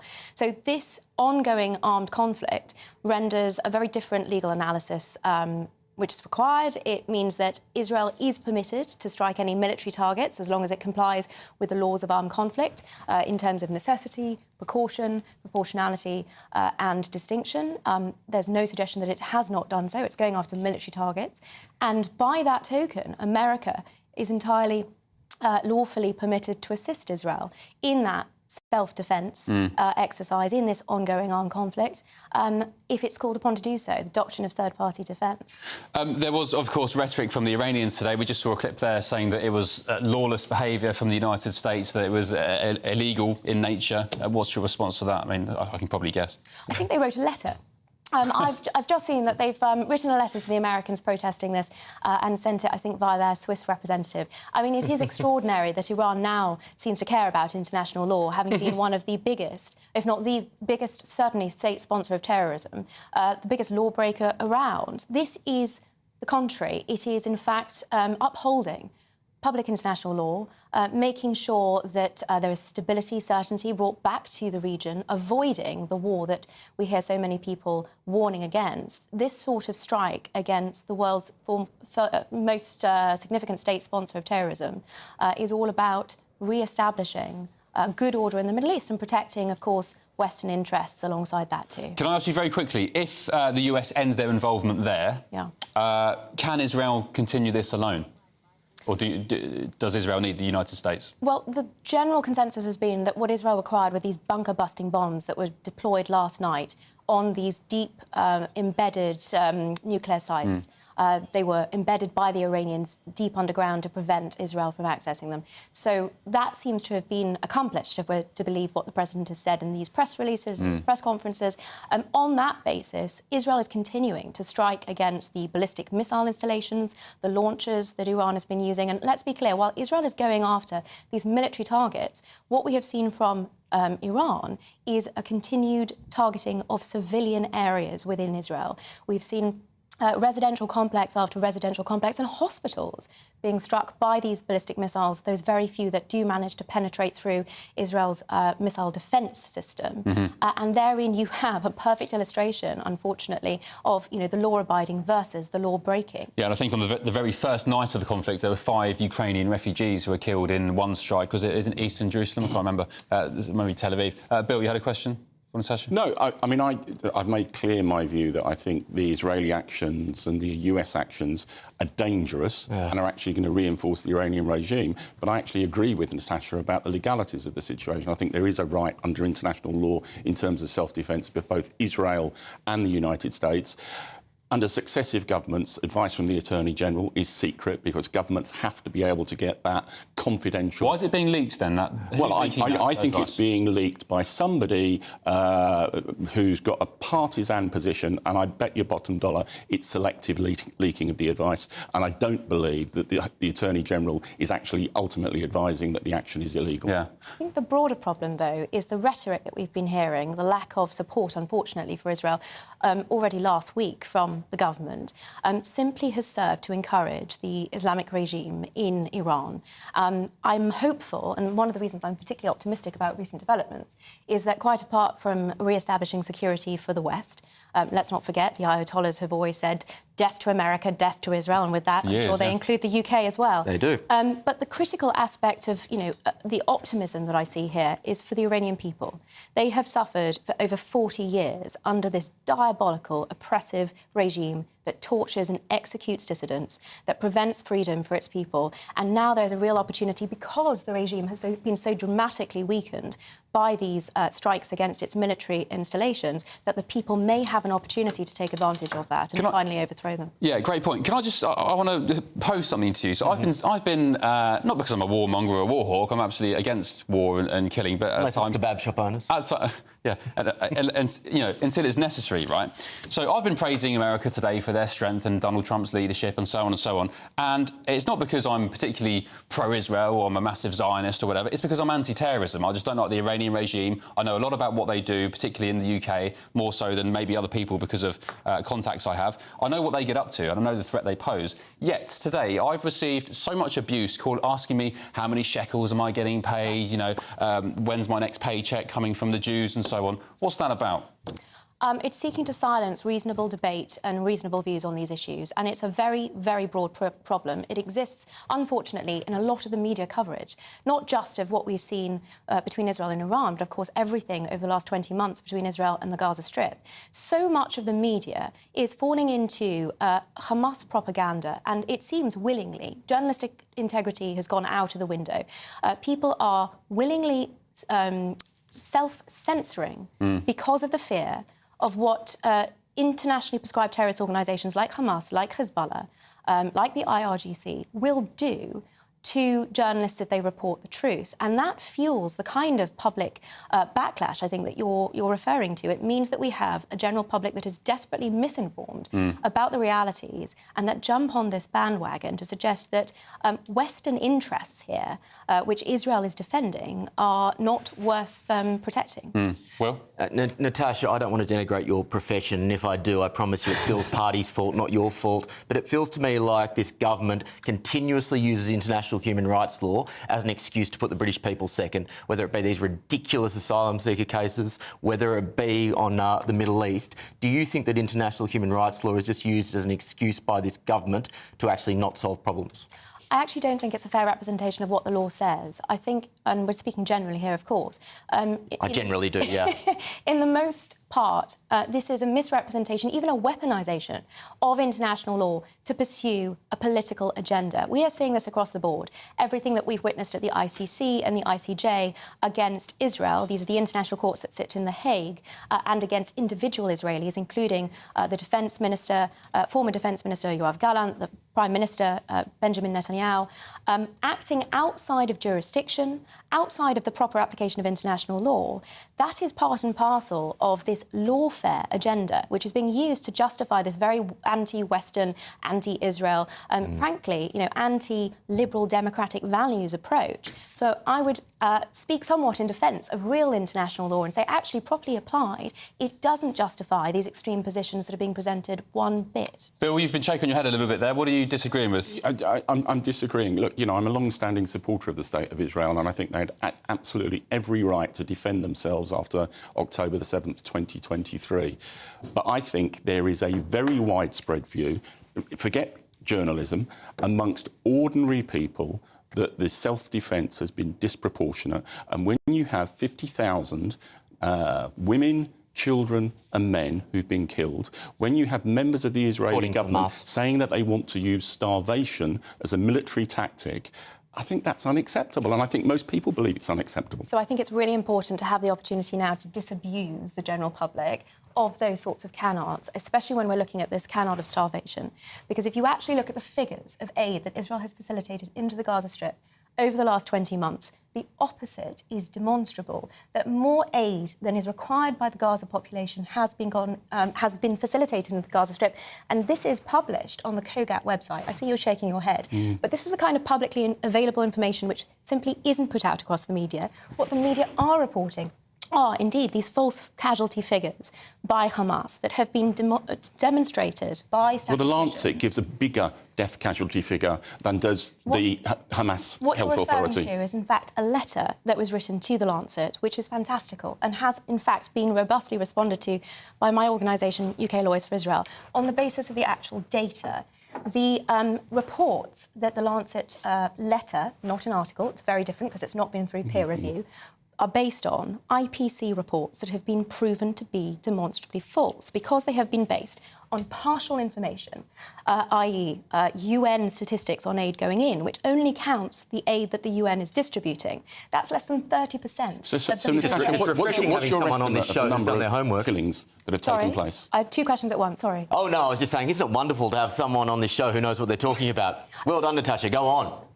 So what's your estimate of the number of people who've been killed in Gaza? I don't have one, and that's critical because, for the most part, wars do not have even estimates at this point. Yeah. While they are ongoing, it is remarkable that Hamas are able to point to casualties within minutes of alleged strikes. We saw this on the 17th of October with the Al-Ali hospital strike, where Hamas alleged that Israel had hit a hospital. In fact, you'll remember maybe this was a PIJ rocket that hit the car park of the hospital, but within minutes, Hamas were claiming 500 had been killed. And that 500 casualty figure wasn't revised months later when I checked. I'm not sure if it's been revised now. So we are seeing exactly this kind of false information, which, as you indicated, is influencing public opinion to support the terrorists in the equation. Now, the real tragedy about this is that this is what is giving Hamas succor. It is encouraging them to continue this conflict. Anthony Blinken, the former Secretary of State, was actually very honest when he talked about this phenomenon at the end of the last American administration and said every time this happened, Hamas left the negotiating table. Hostages weren't released and they continued in their war with their one aim, which was to survive.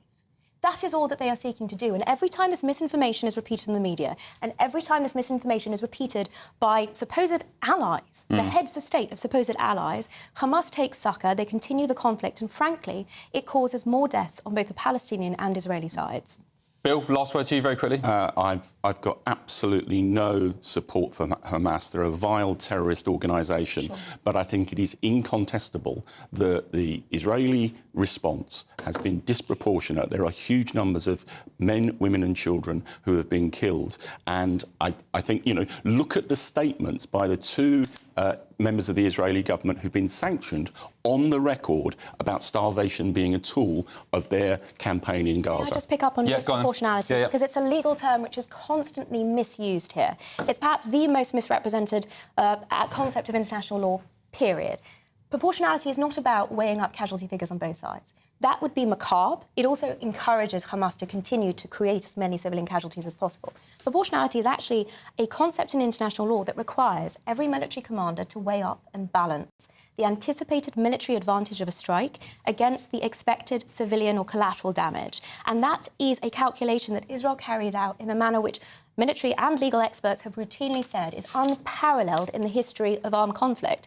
So I'm afraid that your analysis is predicated on false information. I don't think that's consistent with the reality on the ground. And I don't think it's consistent with the fact that Netanyahu, who is concerned about his own future with the corruption trial, is trying to prolong the war. As I think the only person on the panel who's actually been into Gaza and witnessed it with my own eyes, I can tell you it is entirely consistent. On that bombshell, I unfortunately have to wrap it there. Thank you very much. That was a fascinating debate. Natasha, I really appreciate your company being here, and you are much welcome back on Ben Leo tonight, anytime you please. Thank you, Natasha Hausdorff, barrister and international law expert. Thank you very much. Right, coming up, there's a roundup of royal news with Charlotte Griffiths, the editor-at-large of the Mail on Sunday. Find out why Prince Harry is offering an olive branch to the royal family, but apparently Prince William isn't quite bothered about his brother anymore. Back in a tick.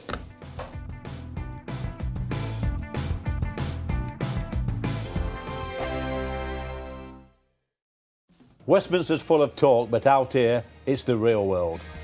Am I allowed to talk now? No, that's it. This is where it matters, real people and real lives. That's what politics is all about. In fact, has Trump made a good start? No. Straight answers, no spin, and just a couple of pints. How many fingers have I got up? About 10. So join me for Lee Anderson's Real World every Friday at 7 p.m, only on GB News. The People's Channel, Britain's news channel.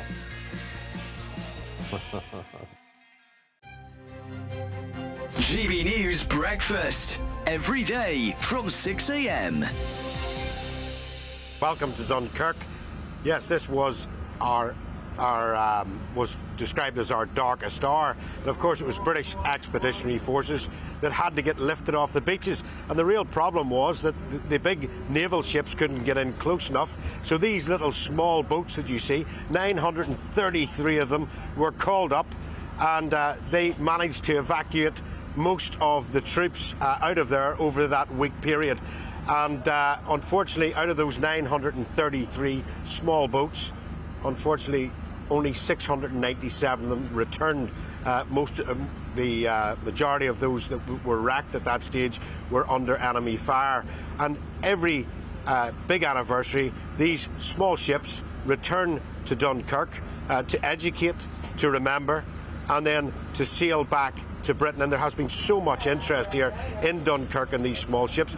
How important is it that we remember Dunkirk? Incredibly important. 85 years ago, there were 250,000 troops on the beach up there, another 25,000 in the rear guard. None of them knowing whether they were going to live or die, or whether they were going to be rescued, or even if they could be rescued. And based upon what's happening today, we need to remember what happened then, and commemorate that, and celebrate the fact that we still are aware of it, and these boats exist as well. So it's just so important to us. Lots of these little boats back in the day were only brand new, Yes. and the Admiralty just took them away and used them. Yeah. And the men that were on them didn't necessarily own them, and there was quite a few of them destroyed. There were 240 of them destroyed over that whole period. GB News, the People's Channel. You want to know what's really going on in the corridors of power? Labour don't know what to do with you half the time, and that makes you quite lethal in the chamber. Get behind the headlines with Chopper's Political Podcast. Join me, Christopher Hope, as I sit down with the great and the good of British politics. We'll see where this ruling takes us. These are the stories shaping our nation. Chopper's Political Podcast, available now on all platforms. Listen in and stay ahead.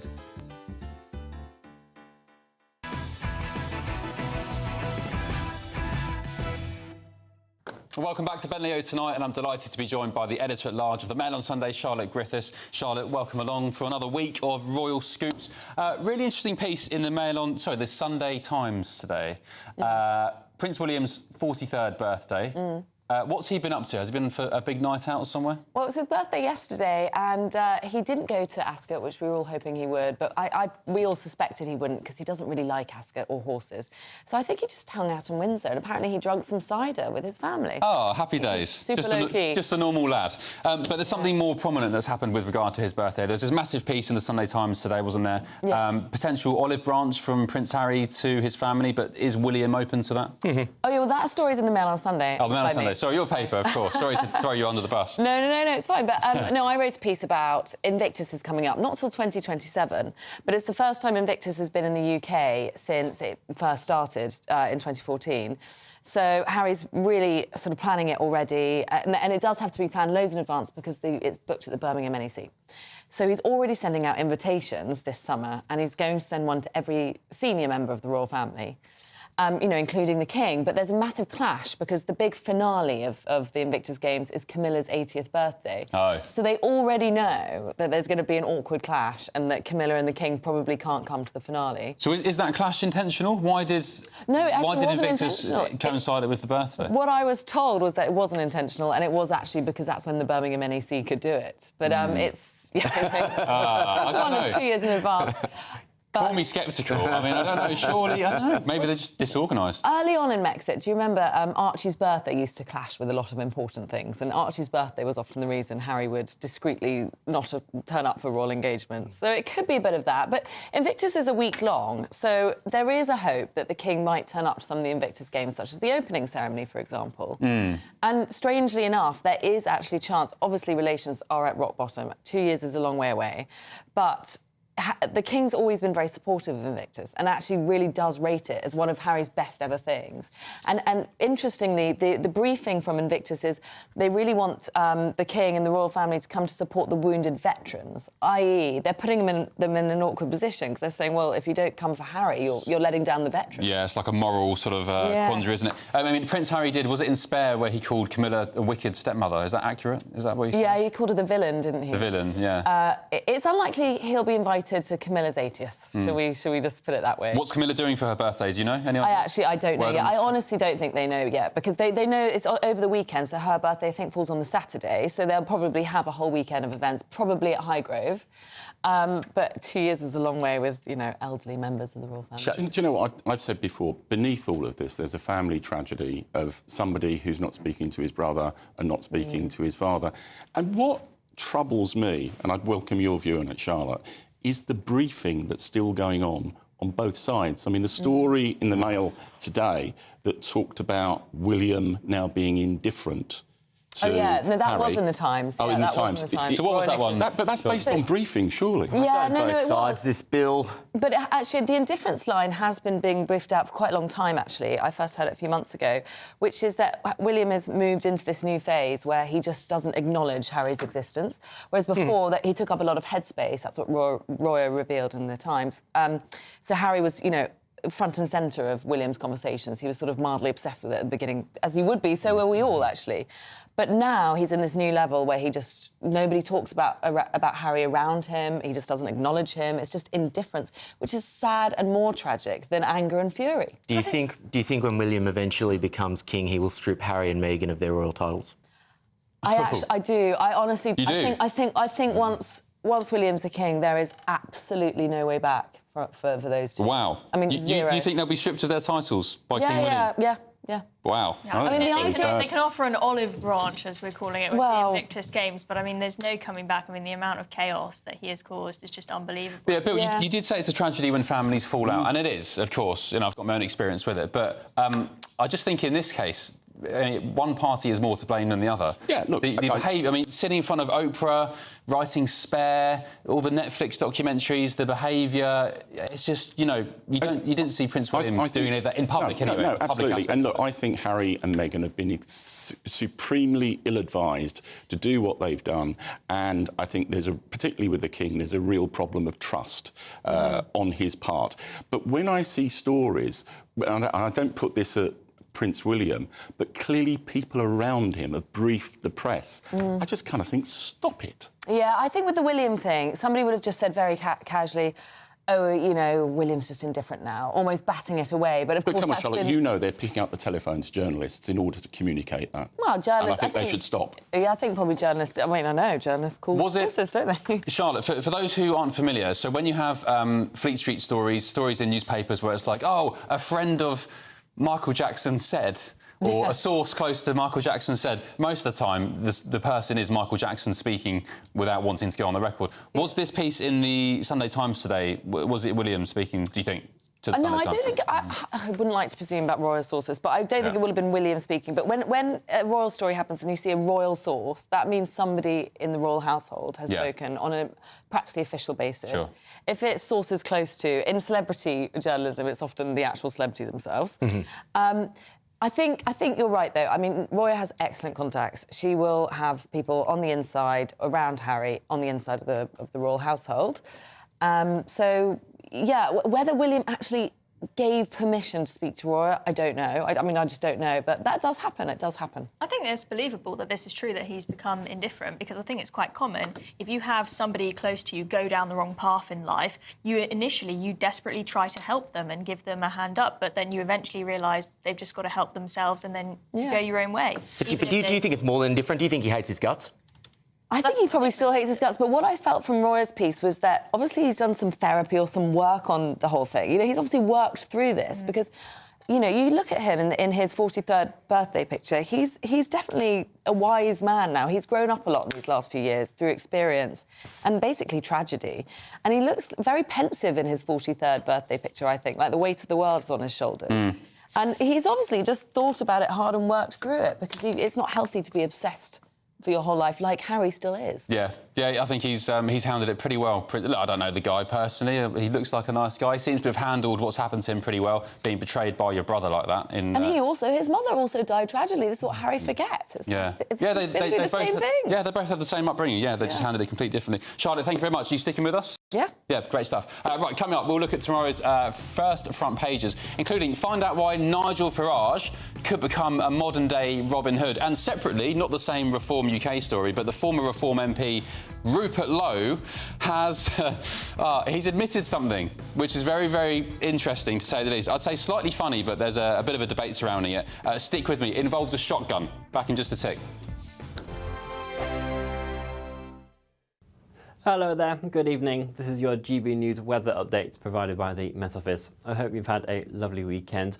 We are transitioning into next week on a showery theme. We're continuing to see them spread their way in from the west and steadily push eastwards throughout this forthcoming night. There is a chance that many of us could catch one of those showers at some point. The heaviest of those will be up towards northwestern regions. They're pushing in on quite a brisk breeze, and that is heralding in some fresher conditions as well. So compared to the humid and muggy nights we've seen of late, tonight should hopefully be a touch more comfortable for sleeping for many of us. Those winds, though, will be quite strong at times tomorrow, particularly for the northern Isles, where they could reach gale strength gusts at times, with some longer spells of rain pushing through here.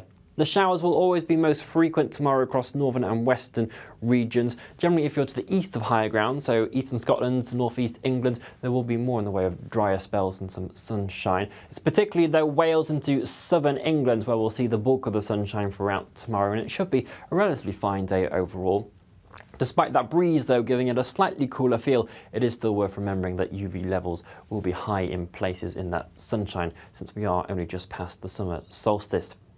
Temperatures tomorrow will be ranging between around 16 to 18 degrees Celsius for northern areas and closer towards 22 to 24 in the south.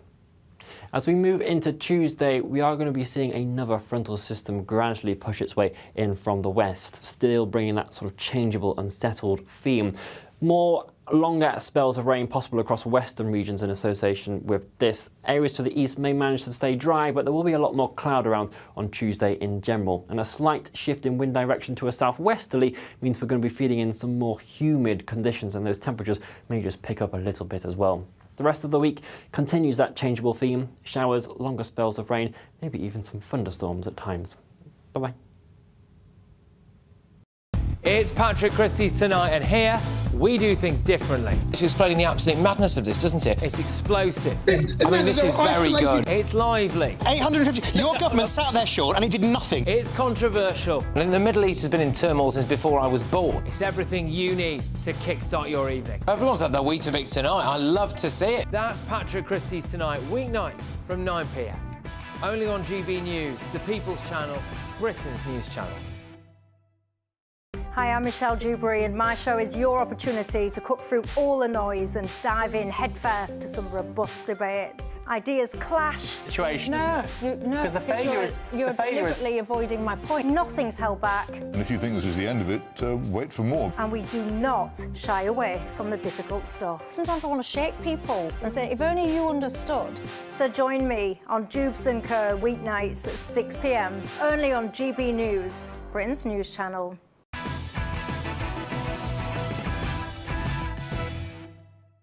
Welcome back to Ben Leo Tonight, only on GB News. The first newspapers have just dropped. Finally, let's get stuck into them, starting with the Daily Telegraph tomorrow. In actual fact, it's all one story dominating each paper. The Telegraph, revenge would be Iran's worst mistake, warns the United States. British bases are on heightened alert as Tehran votes to close the Strait of Hormuz. The Metro leads with the headline, Hammered. Shockwaves after America's bombers go in. The Times, Iran vows revenge on the US. Rockets rain down on Israel. The Sun, stick it up your bunker. World holds its breath, according to The Sun. Bases blitzed. That's from Nick Parker in Tel Aviv. And the Daily Express, Starmer warns of escalation risk as UK terror threat rises. I mean, Will Kingston made the point earlier on in the show. It just kind of feels like, not particularly personally to Keir Starmer or the Labour government, but it just feels like the UK and the EU are pretty redundant in this whole thing. The US are just going alone. They don't need us. They don't need their allies. And in actual fact, I quite admire it. I'm not sure why Keir Starmer thinks that commentary is, relevant. But yeah, he says that escalation is at risk. Well, there's an alternative interpretation of that, then, and that's that you've got a rogue actor in the White House who is trashing international agreements about how you respond to a real and a serious threat. What I would say is that Keir Starmer, since he's been in power, he thinks that one thing where he's been doing well is on the world stage and when it comes to foreign policy, and he's hoping here that he can have a word in edgeways and do something that looks good. Yeah, it's just like, He's failed on everything else. Let the US get on with it. The US doesn't... We're in an era now, and this is why I quite admire President Trump. We're in an era now where America isn't curtailing to lawyers and international order like Keir Starmer does, and NATO, and going to the UN and getting reviews on this like Keir Starmer does. Just do it. Have some oomph, have some conviction, put your country first, screw the rest of the world. We're doing what we need to do. And in actual fact, Bill, that's why President Trump was voted in. Yeah, and his approval ratings are bombing as a result of the actions that he's taken in the States. And you were talking about, with one of your panellists, American support. I saw a poll this morning, 60% of Americans oppose the US supporting Israel, only 16% support him. Yeah, typical Blairite politics to be driven by polls as opposed to conviction. Are you denying that's what American people think? The great thing about what Donald Trump has done is that he has gone against some of his base and made the right decision on the basis of what is morally right. That is what is wonderful about today. OK, should we talk about another Charlotte Griffiths big scoop in the Mail on Sunday today? Charlotte, what's been going on with Rupert Lowe, the former Reform MP? It's a story that involves a gun of some sorts. Tell us. It's not hard-hitting sort of political reporting from the USA. Hard-hitting for the doc. But, well, it has sparked this massive debate in Westminster, certainly in my offices all week, and online it's gone crazy. So this is the story of Rupert Lowe. Had to put down his 17-year-old dog, Cromwell, Labrador, back legs went, that old chestnut. And he took the decision that instead of taking it to the vets to be put down with an injection, it was safer to take it on a little walk, and before he even knew it, rifle to the back of the head. Dog's over. Rupert Lowe did that? But he had his gamekeeper do it, and I interviewed him this week, and he was actually quite sweet on the subject. He said, look, I think a real man should really shoot his own dog. It's actually, if you're going to do it, it's the owner that should do it. But he didn't have the heart. He actually couldn't face it. So you interviewed, Rupert Lowe or the gamekeeper? Rupert Lowe. So how did he vote in the assisted dying? I know. And he's he's also been bringing up the halal debate as well, because he's very involved in that, and whether or not that's cruel to animals. And people are saying what he did was cruel, but he makes a very compelling argument, because what he's saying is I actually don't know. I keep flip-flopping because I'm such an animal lover. But his argument is, if the dog gets into the car, and then drives to the vet, and the vet shaves a little patch off the back of the head, then does the injection. I mean, the dog is aware of what's going on, starts shaking like a leaf, he's in a big white vet.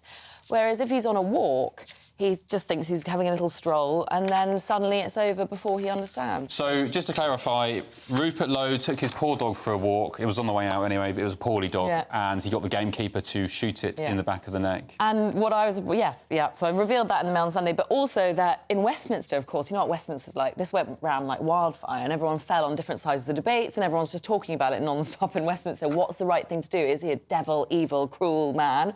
Or is he a saint? And there's just been a huge debate rolling on all week about it. You know, I'm going to shock myself and say something in support of Rupert Lowe.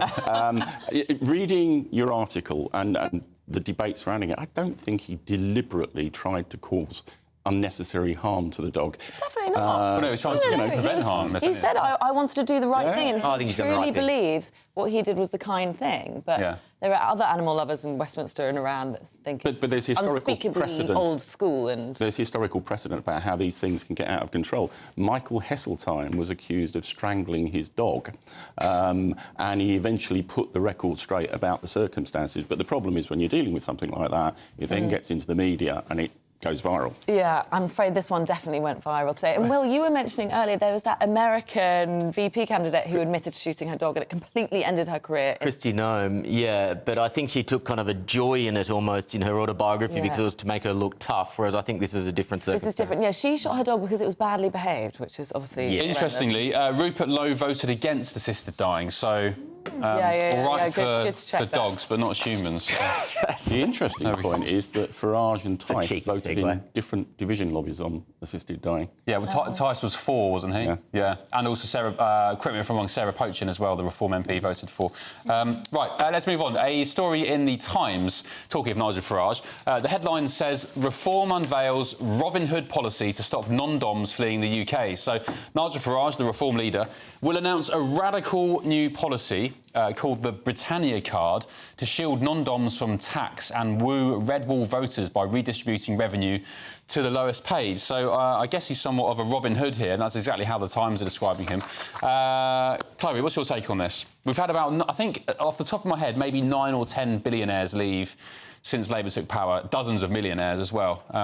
Good policy? I mean, I don't know all the exact specifics of how this is going to work, but what I would say is that we absolutely need to do something with our tax system to make sure we are not losing our best talent to places like Dubai. The people who are, as much as you people might want to hate billionaires because they make more money than the rest of us, they are the ones who create wealth and create jobs and create economic growth in this country. And when you have someone who is a huge wealth creator leave, that can have, you know, just a few people leaving can have quite a significant effect on the economy. And I think that these people that are fleeing and moving to Dubai, a lot of them will be people who actually love this country and would like to stay. But there becomes a point when, you know, you're making millions and billions and over half of it is going to the state. And then you've got all these non-dom rules that it's just not worth it. And I get why they're leaving. I know so many people, not all millionaires, but so many people moving to Abu Dhabi, actually. Loads and loads of families I know are moving to Abu Dhabi.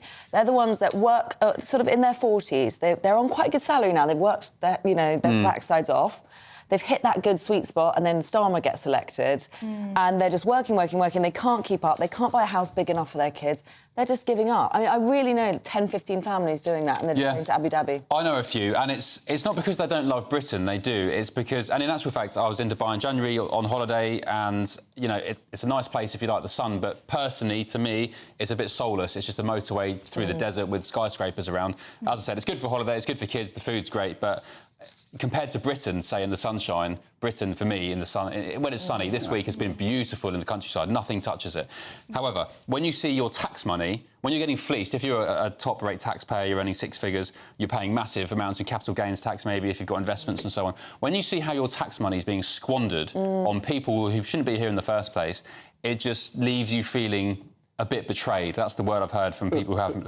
The non-dom regime gives a tax break to very wealthy people, and the rest of us all pay more taxes as a result of that. And everybody wants more investment in public services, and that has to be paid for. And you face a choice. Do you get ordinary working people to pay higher taxes, or do you try to get the wealthier to make a bigger contribution? I see your point, Bill, but the reality is that Labour have conducted their tax policy in an ideologically driven way. Yes, it may frustrate people that non-doms have certain tax breaks, but isn't it better that they pay some tax and they stay in the country and they create businesses and create jobs than then pay no tax at all and just leave the country and stop creating welfare? It is extraordinary how Labor politicians don't understand the Laffer curve at all. The Laffer curve is not well founded, and you know, there are actually Tory politicians on the record saying that it doesn't work. If you raise taxes, more people leave. It's not rocket science or it's not advanced economics. And the fact is, when more people leave, it means the middle class and the working class will have to make up that shortfall. That is the reality this country is facing.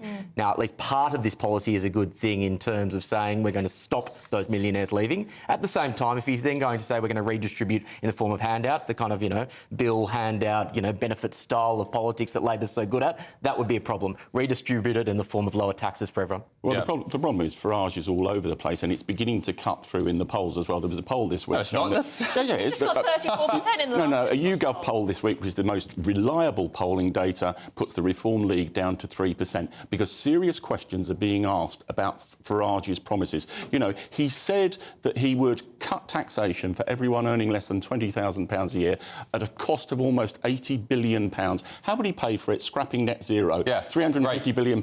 Problem with that is It's over 25 years and half is paid by the private sector. So he'd actually raise about £1 or £2 billion a year for an $80 billion I don't think that's true. That's not true. That is true. Even if that YouGov poll also was accurate, which, you know, polls generally aren't, 3% lead for a party who have got 5 MPs who have been kicking around for a few years against the established Labour and Tory party. I mean, still not bad going. The poll that was out from Ipsos this week had Reform at the highest ever rate, 34%, Labour on maybe 25, the Tories on 15. Yeah, look, So I'm not saying the Labour Party is in a great position, but the idea, and, you know, there's this developing view in GB News and within the media that Reform is storming it. Go back to historic midterms. They just smashed the elections. Yeah, but hold on. Go back to historic midterms. For example, the SDP in 1981, 51% of the vote. 2 years later, they lost by a landslide.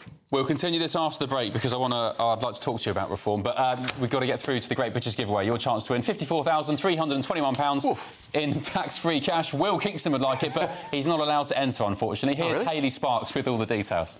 This is your chance to enjoy luxury this summer. It's our biggest cash prize to date, an incredible £54,321 in tax-free cash has to be won. What would you do with that? With all of that cash, you could just chill out, treat yourself and indulge in the finer things in life. Somewhere like here, Downhall Hotel and Spa. You really could win the cash giveaway of the summer. Go on, treat yourself. For another chance to win £54,321 cash, text cash to 63225. One entry costs £2.50 plus one standard network rate message. Or text bonus to 63225. 5 entries cost £5 plus one standard network rate message. Go to gbnews.com/win. Entries start at £2.50. Call 0903 686 3232. Calls cost £2.50 plus your network access charge. Or post your name and number to GB14 PO Box 8690 Derby DE1 9TT. UK only. Entrance must be 18 or over. Lines close at 4 p.m. on the 1st of August. Please check the closing time if listening or watching on demand. Good luck. All right, good luck to you. Coming up, not sure if you guys have seen this today. If not, it's a must-watch. The BBC's Martin Croxall flipped the script on BBC News. I won't tell you exactly why, because I've got a clip to show you after the break. But it seems like some of the BBC presenters, Martin included, leading the charge, seems to be rallying against the woke left agenda at the corporation. Back in a tick. I forecast a perfect holiday in the sun. Weather looking good then? For sure, and no worries about our travel insurance. All Clear Travel Insurance sponsors GB News Travel Destinations forecast. Just like we're seeing across the UK, the heat wave that's also been in place in other areas of Europe is now beginning to subside and ease, as temperatures generally dropping back towards closer to average for the time of year. And bar the odd shower, there will be plenty of sunshine across many areas of the Mediterranean. High pressure is looking like it will be staying in charge for a good portion of this forthcoming week, so there'll be plenty of fine weather around. All Clear Travel Insurance sponsors GB News Travel Destinations forecast. This is Britain's Newsroom, where your voice matters. It's just astonishing. With expert analysis and honest opinion, we don't just keep you informed. We bring you unique perspectives you won't see anywhere else. Can't argue with any of that. When the news happens, it happens here. On Britain's Newsroom, weekdays from 9:30 a.m. Only on GB News. GB News Breakfast. Every day from 6 a.m. Front page of the Times today says exercise proves the best therapy for keeping cancer at bay. Let's get the views of Tim Vincent. It's quite an exciting trial, this. There's new findings every single day, isn't it? But I think this has been done over many years by a lot of people. And it actually says, what you'd assume would be the case is that if you exercise, then it keeps your health in a better condition and will keep cancer from returning measurably, notably. Yeah. So I think it's 30-something%.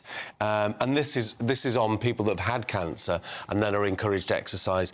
And there's many doctors over the years have said, not quite sure. If you feel like you can exercise, then exercise. They're now saying, you should exercise as soon as you feel good enough. This will make a big difference. This makes me feel awful because I would have been pro-exercise, except I can't move. I'm in a wheelchair now, and I can't put on the right trainers, I can't change, I can't go to the showers, I can't do things. It's just I can't stand up.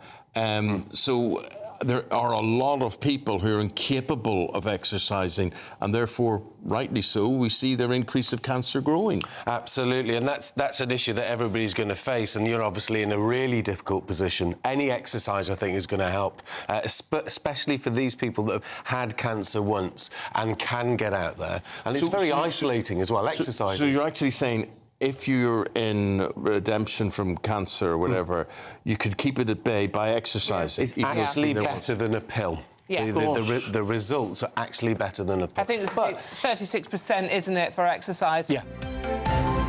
GB News, the People's Channel. No matter the state it's in, this is our nation. Join me, Jacob Rees-Mogg, for a genuine, honest discussion on where we have been, where we are going, and where we are with the people who set the direction. That's State of the Nation every Monday and Tuesday at 8 o'clock, only on GB News, the People's Channel. At GB News, we love to hear from you, our viewers and listeners. So drop us a line at gbnews.com/your say. There, you can talk to each other and also to the presenters live on air. gbnews.com/your say, because GB News is your channel, Britain's news channel.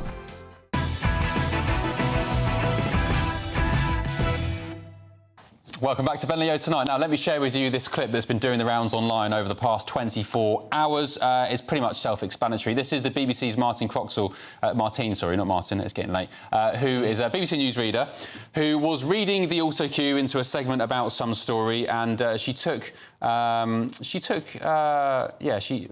I guess is the word, about the way that women were described. Take a look. London School of Hygiene and Tropical Medicine has released research which says that nearly 600 heat-related deaths are expected in the UK. Malcolm Mystery, who is involved in the research, says that the aged, pregnant people, women, and those with pre-existing health conditions need to take precautions. Yes, you go, Martine. Welcome to the dark side. Just goes to show, even the B presenters are getting sick of it. I just loved how she stumbled over her words, because this is the problem with woke language. You read it and you can't understand what you're reading, let alone reading an autocue and trying to say it. So before she did this sort of eye roll, she was trying to work out, she thought there'd been a glitch in the autocue. Yeah. And that's how I feel when I go to the NHS maternity ward when I have my 3 children. I'm like, who are these breastfeeding, chest-feeding people, men, women? Chloe, what's your take as a fellow... how was it described then? The pregnant person. I'm not a pregnant person.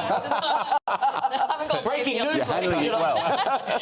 I mean, it's just beyond belief that you've got not just woke idiots online, but the NHS calling people chest feeders and pregnant persons. I mean, maybe after the Supreme Court ruling, they'll start to have a little bit of sense. But yeah, good on this BBC presenter. I have no doubt that there are a load of woke lefties online attacking her for it, saying that she's transphobic. She was also getting lots of praise online. People saying, "Oh, careful, you're not dragged into a BBC HR meeting," and she was replying to them saying, "Braced for it," kind of, you know, wink, wink, nod, nod. So I don't think she cares. In fact, Martine Croxall was one of 4 BBC presenters, ladies, who began legal action against the corporation on grounds of sex and age discrimination and equal pay. So she's certainly up for a fight. I don't think she's, you know, just some sort of BBC yes woman. J.K. Rowling's backing her already, I think. Oh, yes, J.K. Rowling came out today as well. I'm sure Stephen Fry will come down and front.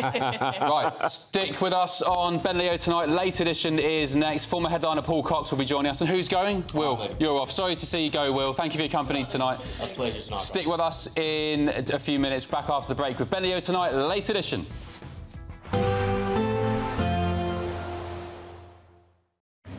Even though we'll see a cloudy start, it'll be a bright outlook for the rest of the day.